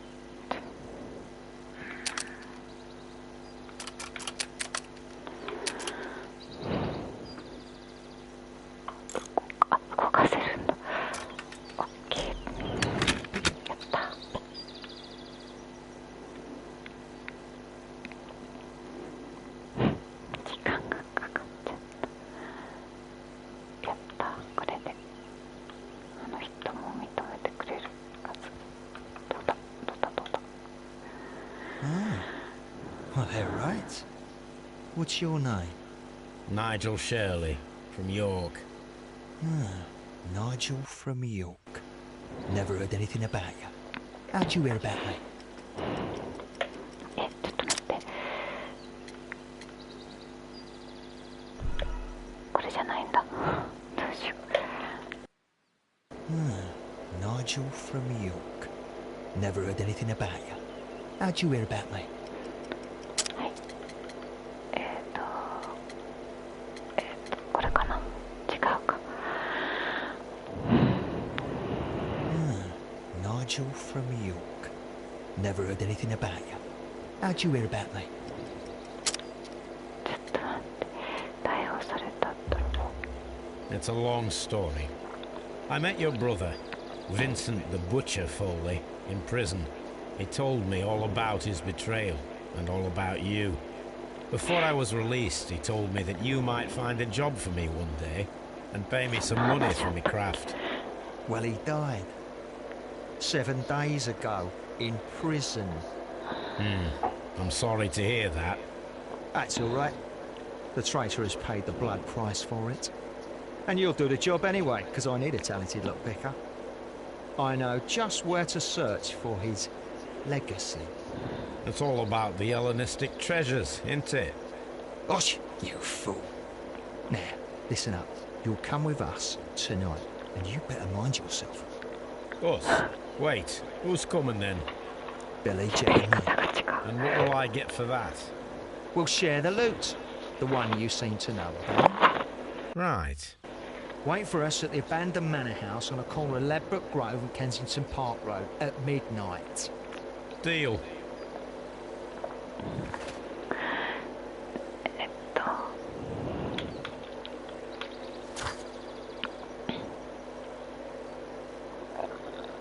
団長でもある。これ反逆的な張り紙。ノッティングヒル邸宅で秘密の銀行を見つけて調べる。はい、ノッティングヒル邸宅に行きます。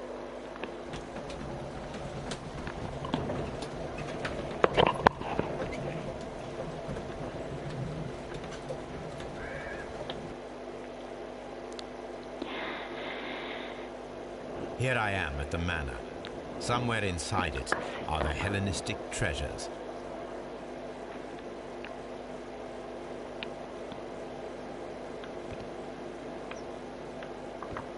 中に入ります。 This lock is quite old. あ、 It また shouldn't こ be れ。 much of a や challenge. だな。はい。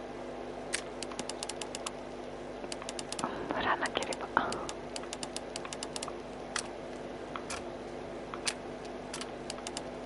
違う違う。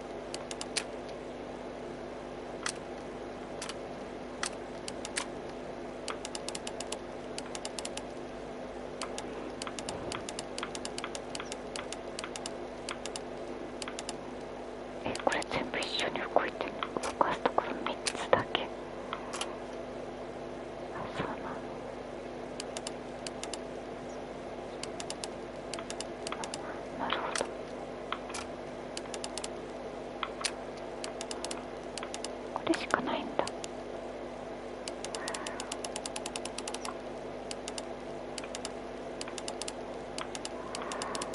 そしたら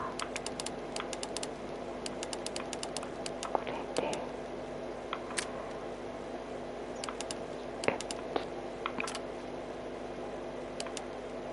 なんだこれ、全然意味がわかんない。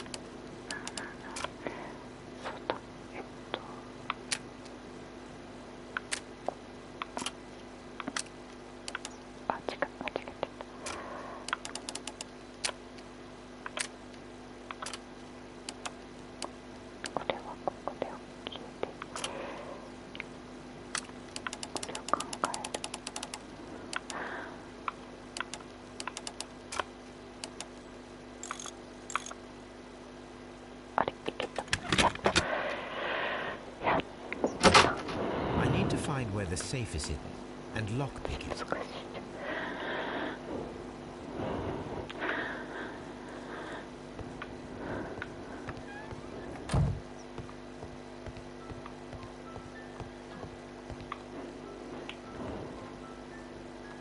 This cupboard is an absolute mess.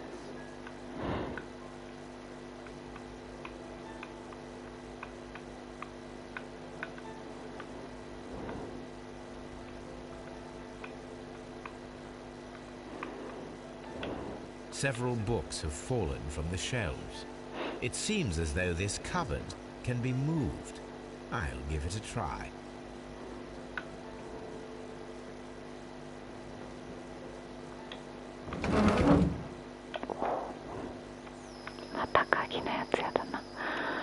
So, that's the lock I must open tonight.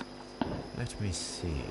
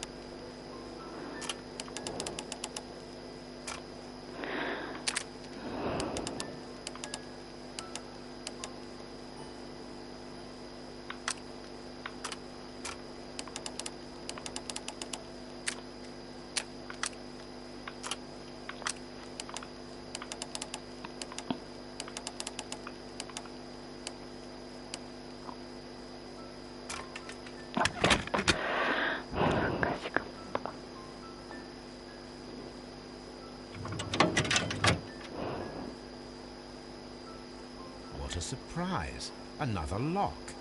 And I won't be able to pick it. I recall that precious key around Foley's neck. It might prove a decent fit. I suppose they hired me to only open the first lock.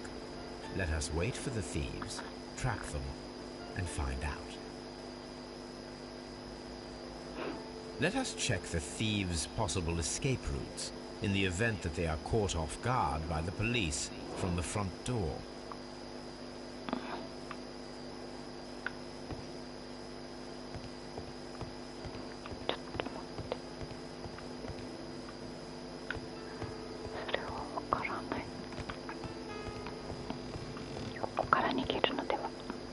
Although this window is high above the ground, it would be possible for one of the thieves to attempt to use it for their escape.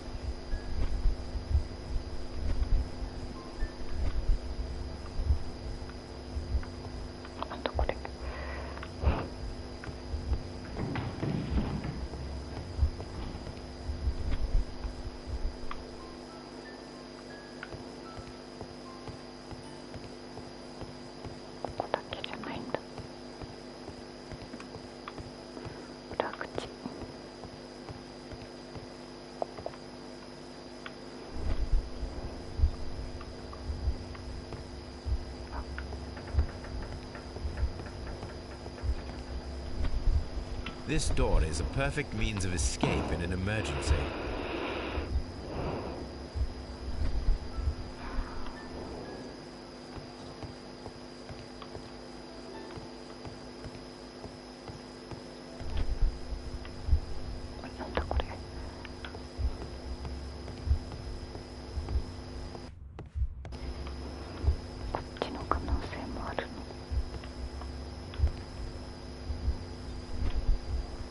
The ground floor window is a perfect way to escape the police.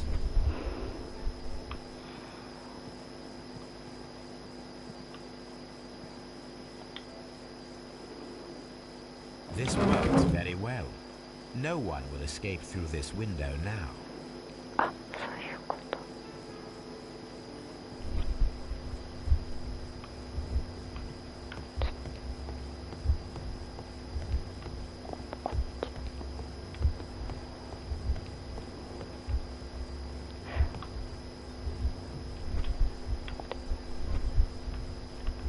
何か置いておけばいいってこと。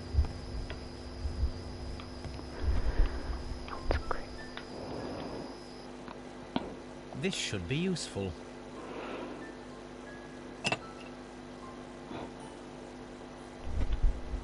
なんだなんだ。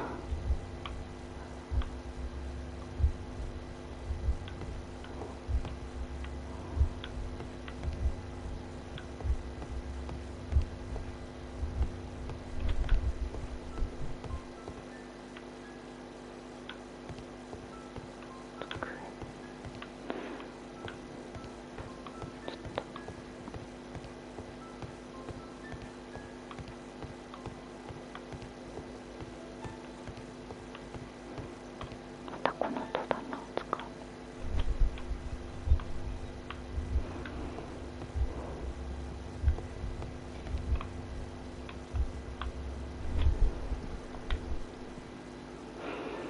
This should be useful.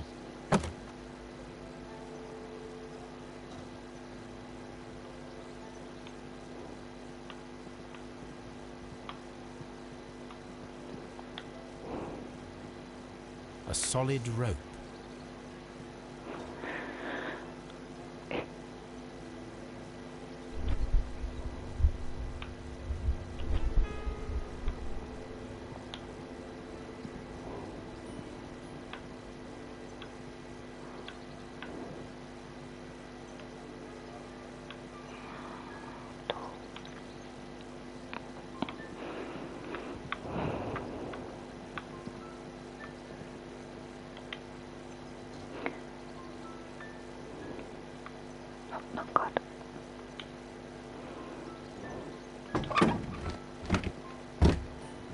There is no ladder. If anyone falls here, he will need assistance to get out. ここに落とそうとしてる。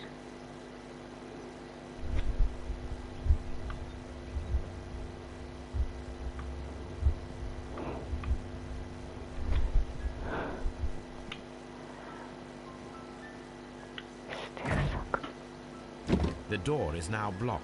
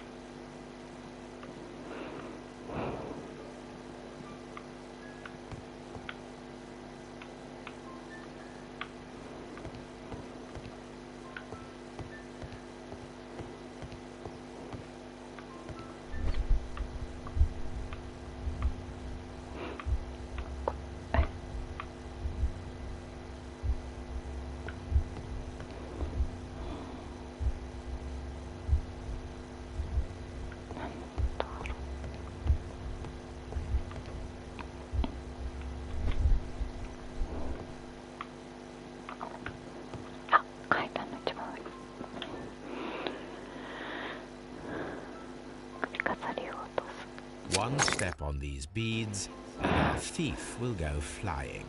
I should walk carefully here, else my plan will be ruined.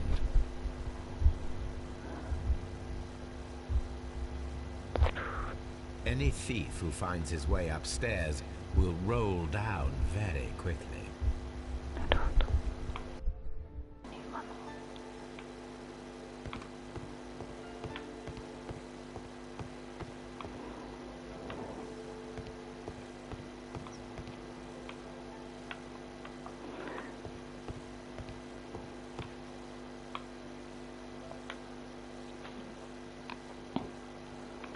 This should be useful.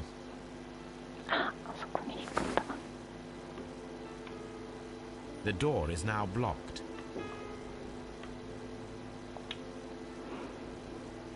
I wonder what this old chandelier is doing on the floor. It looks as though it was poorly attached. I suppose that the thieves already tried to open the lock with this formidable hammer, but they were unsuccessful.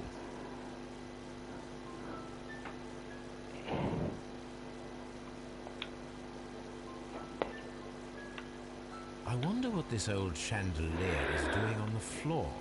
It looks as though it was poorly attached.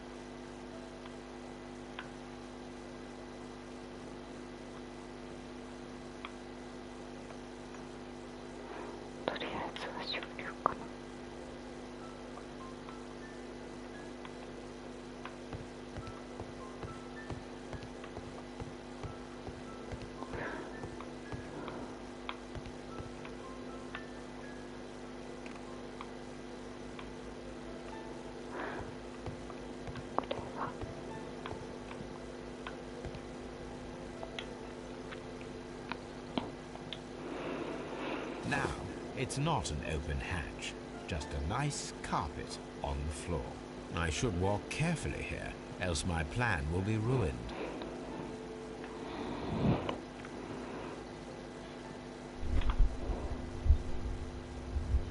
Now, if a thief runs through the kitchen, he'll pay a surprise visit to the cellar.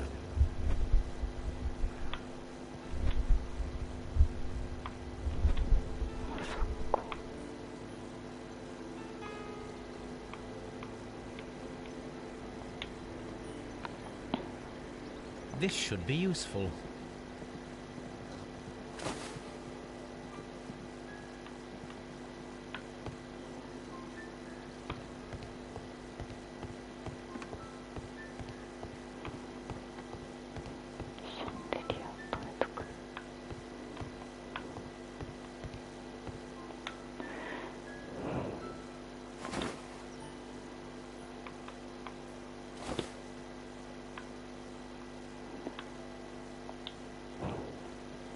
If anyone takes the hammer, the rope will uncoil and make the chandelier fall. If he runs through the dining room and takes a sledgehammer to force open the door, the chandelier will knock him down. The traps for my circus companions are all prepared. I can leave now, but I'll return later with Charles Foley and his companions.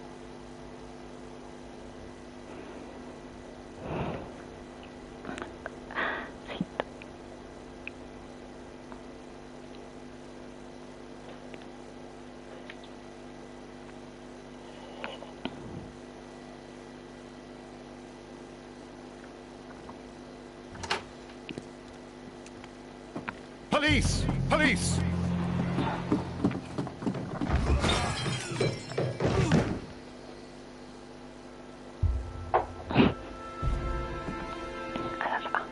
Stop where you are! Where are they? Trapped, Watson, with your assistance. How so? You sounded just like a real bobby, my dear fellow. You startled them into the traps. I did? I assure you, Watson, it was quite an entertaining show.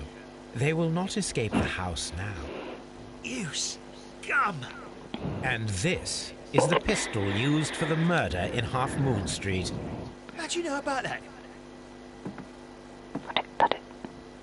Have you closed the case yet, Sherlock? Mycroft, what are you doing here? Did you follow me? Sherlock, it may seem that I used you, but you should be pleased to know that you have served our queen well, in this instance.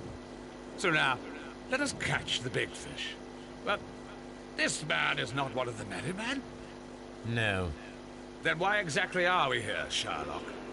This gentleman, Charles Foley, has been involved in a double murder, and the hunter of a set of valuable antiques, the Hellenistic treasure years ago. You're no better than the coppers. 殺動前だ。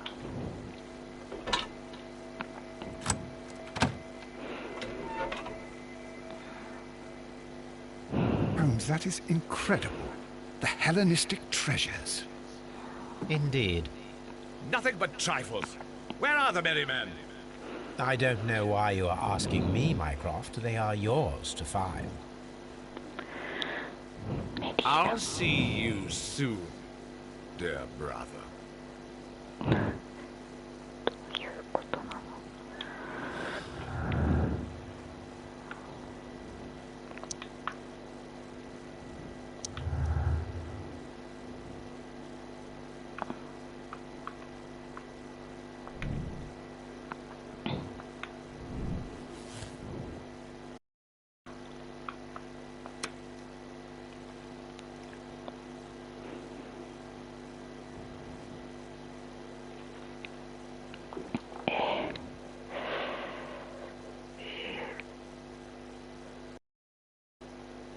そうなんだっけ。互いに発砲したわけじゃないの。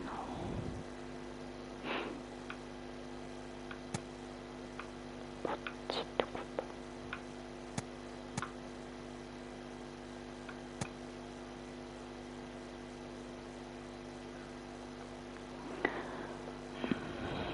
ちょっとわかんない。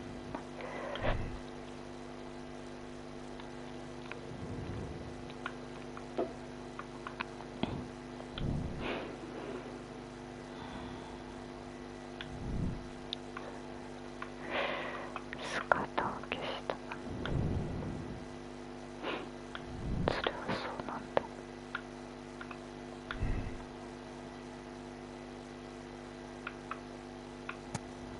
こっちかな。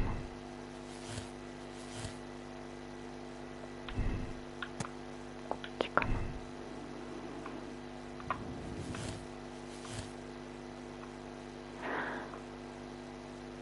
ちょっと待って。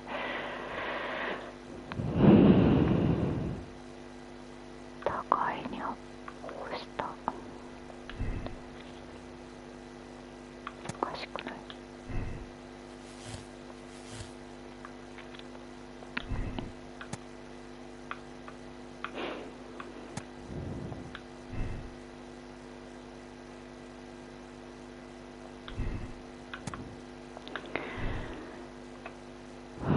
二人を殺害した。 こ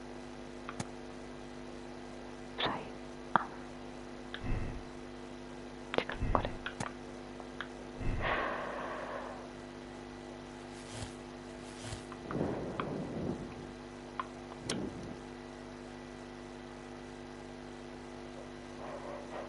違う。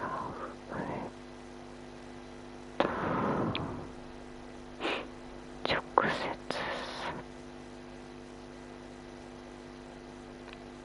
あ、直接殺人には関与していない。 これでいいのかな。これしかないんだけど。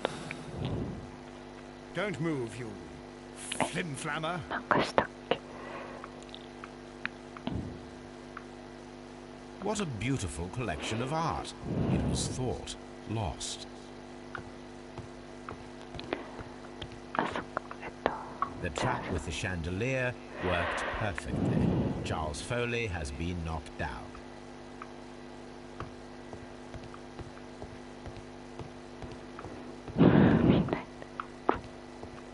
One of Foley's companions. He is unconscious.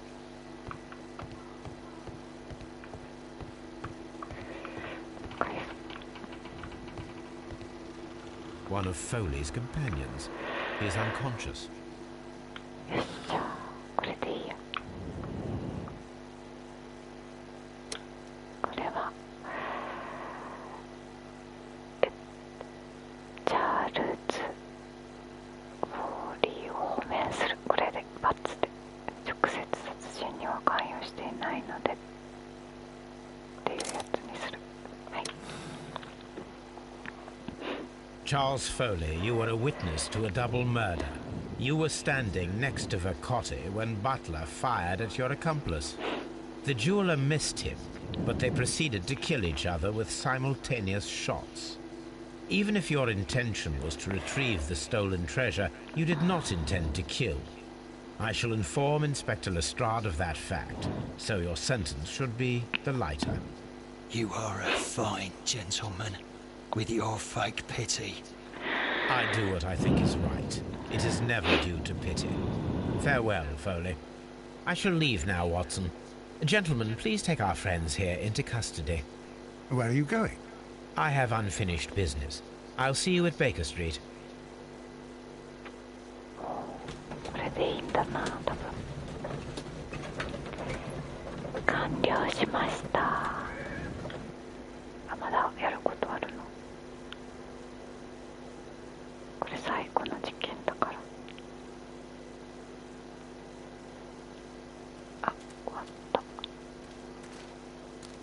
Be careful with the lamps. Don't bring them too close to the barrels. Good evening, gentlemen. Who's there? That is of no importance. What matters is who you are and the plans that you have here. So you can stop us from carrying them out? Eventually, yes. Hey, careful. You'll blow us all up. I'm listening. We are a group known as the Merry Men. But I suppose you knew that already. We are the men who've already lost everything of value in their lives. We are ruined shopkeepers. We are workers who were fired from their jobs. Honest people who were robbed. We were forced out from our homes and thrown onto the street. And all of this in the name of the so-called law. The laws that were set out by our government. The laws that make the commoners only more vulnerable and the wealthy more protected. We are not only from the British Empire. Some of us are from the New Lands, America, Australia, and we are many. But men we are still, and we are merry for that we stopped being afraid. For those powers that be had done their best to plant the fear inside our souls, and we accepted it so easily. The fear advised us to keep our heads bowed. It prevented us from fighting. Bankers and politicians, they own our lives, our work, our bread, and they push us to compete between each other, just to see who may serve them better. But in the end, they are the few, so they are weak. They are nothing without their titles.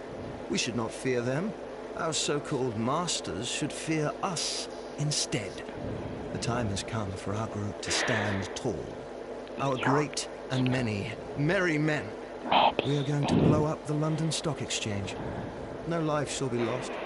But ownerships, debts, and property titles? They shall all be destroyed. They're only papers, after all. So many people will be freed over this night. That is a radical step to take. What result do you truly expect? Chaos. But soon people will understand that they are free, and that they don't belong to anyone. They will be able to work for themselves, together, without letting the rulers dictate what to do, and finally justice will arise. What you are intending to do is a crime. It is not justice. How do you see justice, then? Kids go to prison for a loaf of dry bread. And how many lords do you see punished for stealing from their people? Sending them to their deaths in mines, or overseas to fight for land? Our masters wouldn't hear us. So now it's time to sing the song of the merry men. Will you let us do our duty? どうすればいいの？そんなの選べないぞ。When the law serves only the few, it can no longer be trusted. Every man is equal, and he has a right to choose his own way. And I shall not stop you.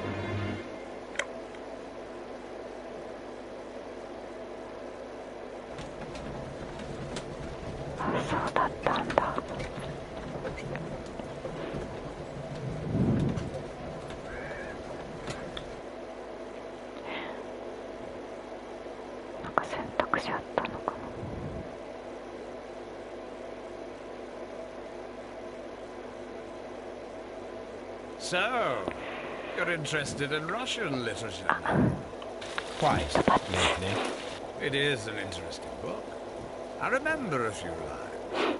Really? I tried reading it myself, but I had a hard time understanding it. Yes, Doctor. It's about intelligence. Sherlock, I vaguely recall one of the lines. Sometimes it takes something more than intelligence to act intelligently. There were also a few words along the lines of pain and suffering are always inevitable for a large intelligence and a deep heart. Tell me, Doctor, does my brother show any signs of pain or suffering?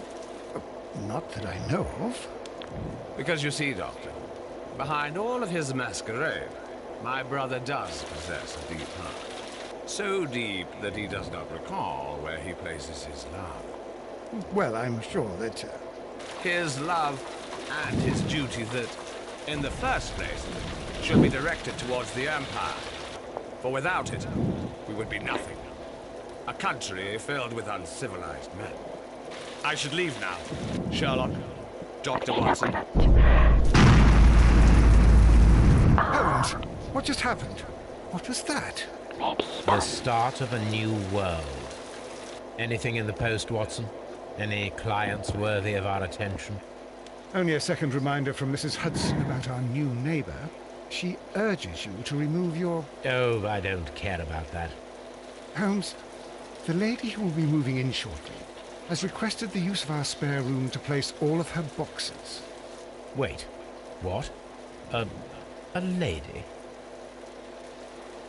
女性が引っ越してくる。これでいいです。は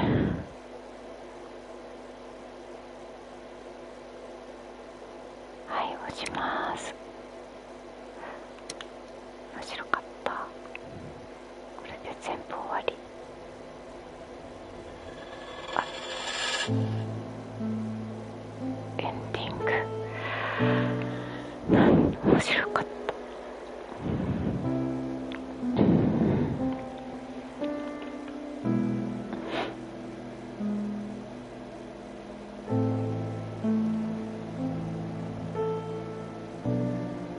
続きがあるのかな。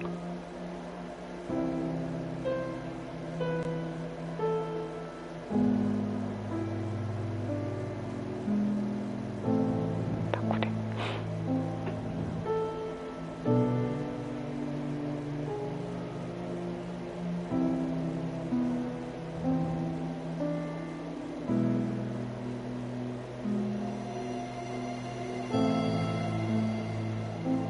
あ、この人いた。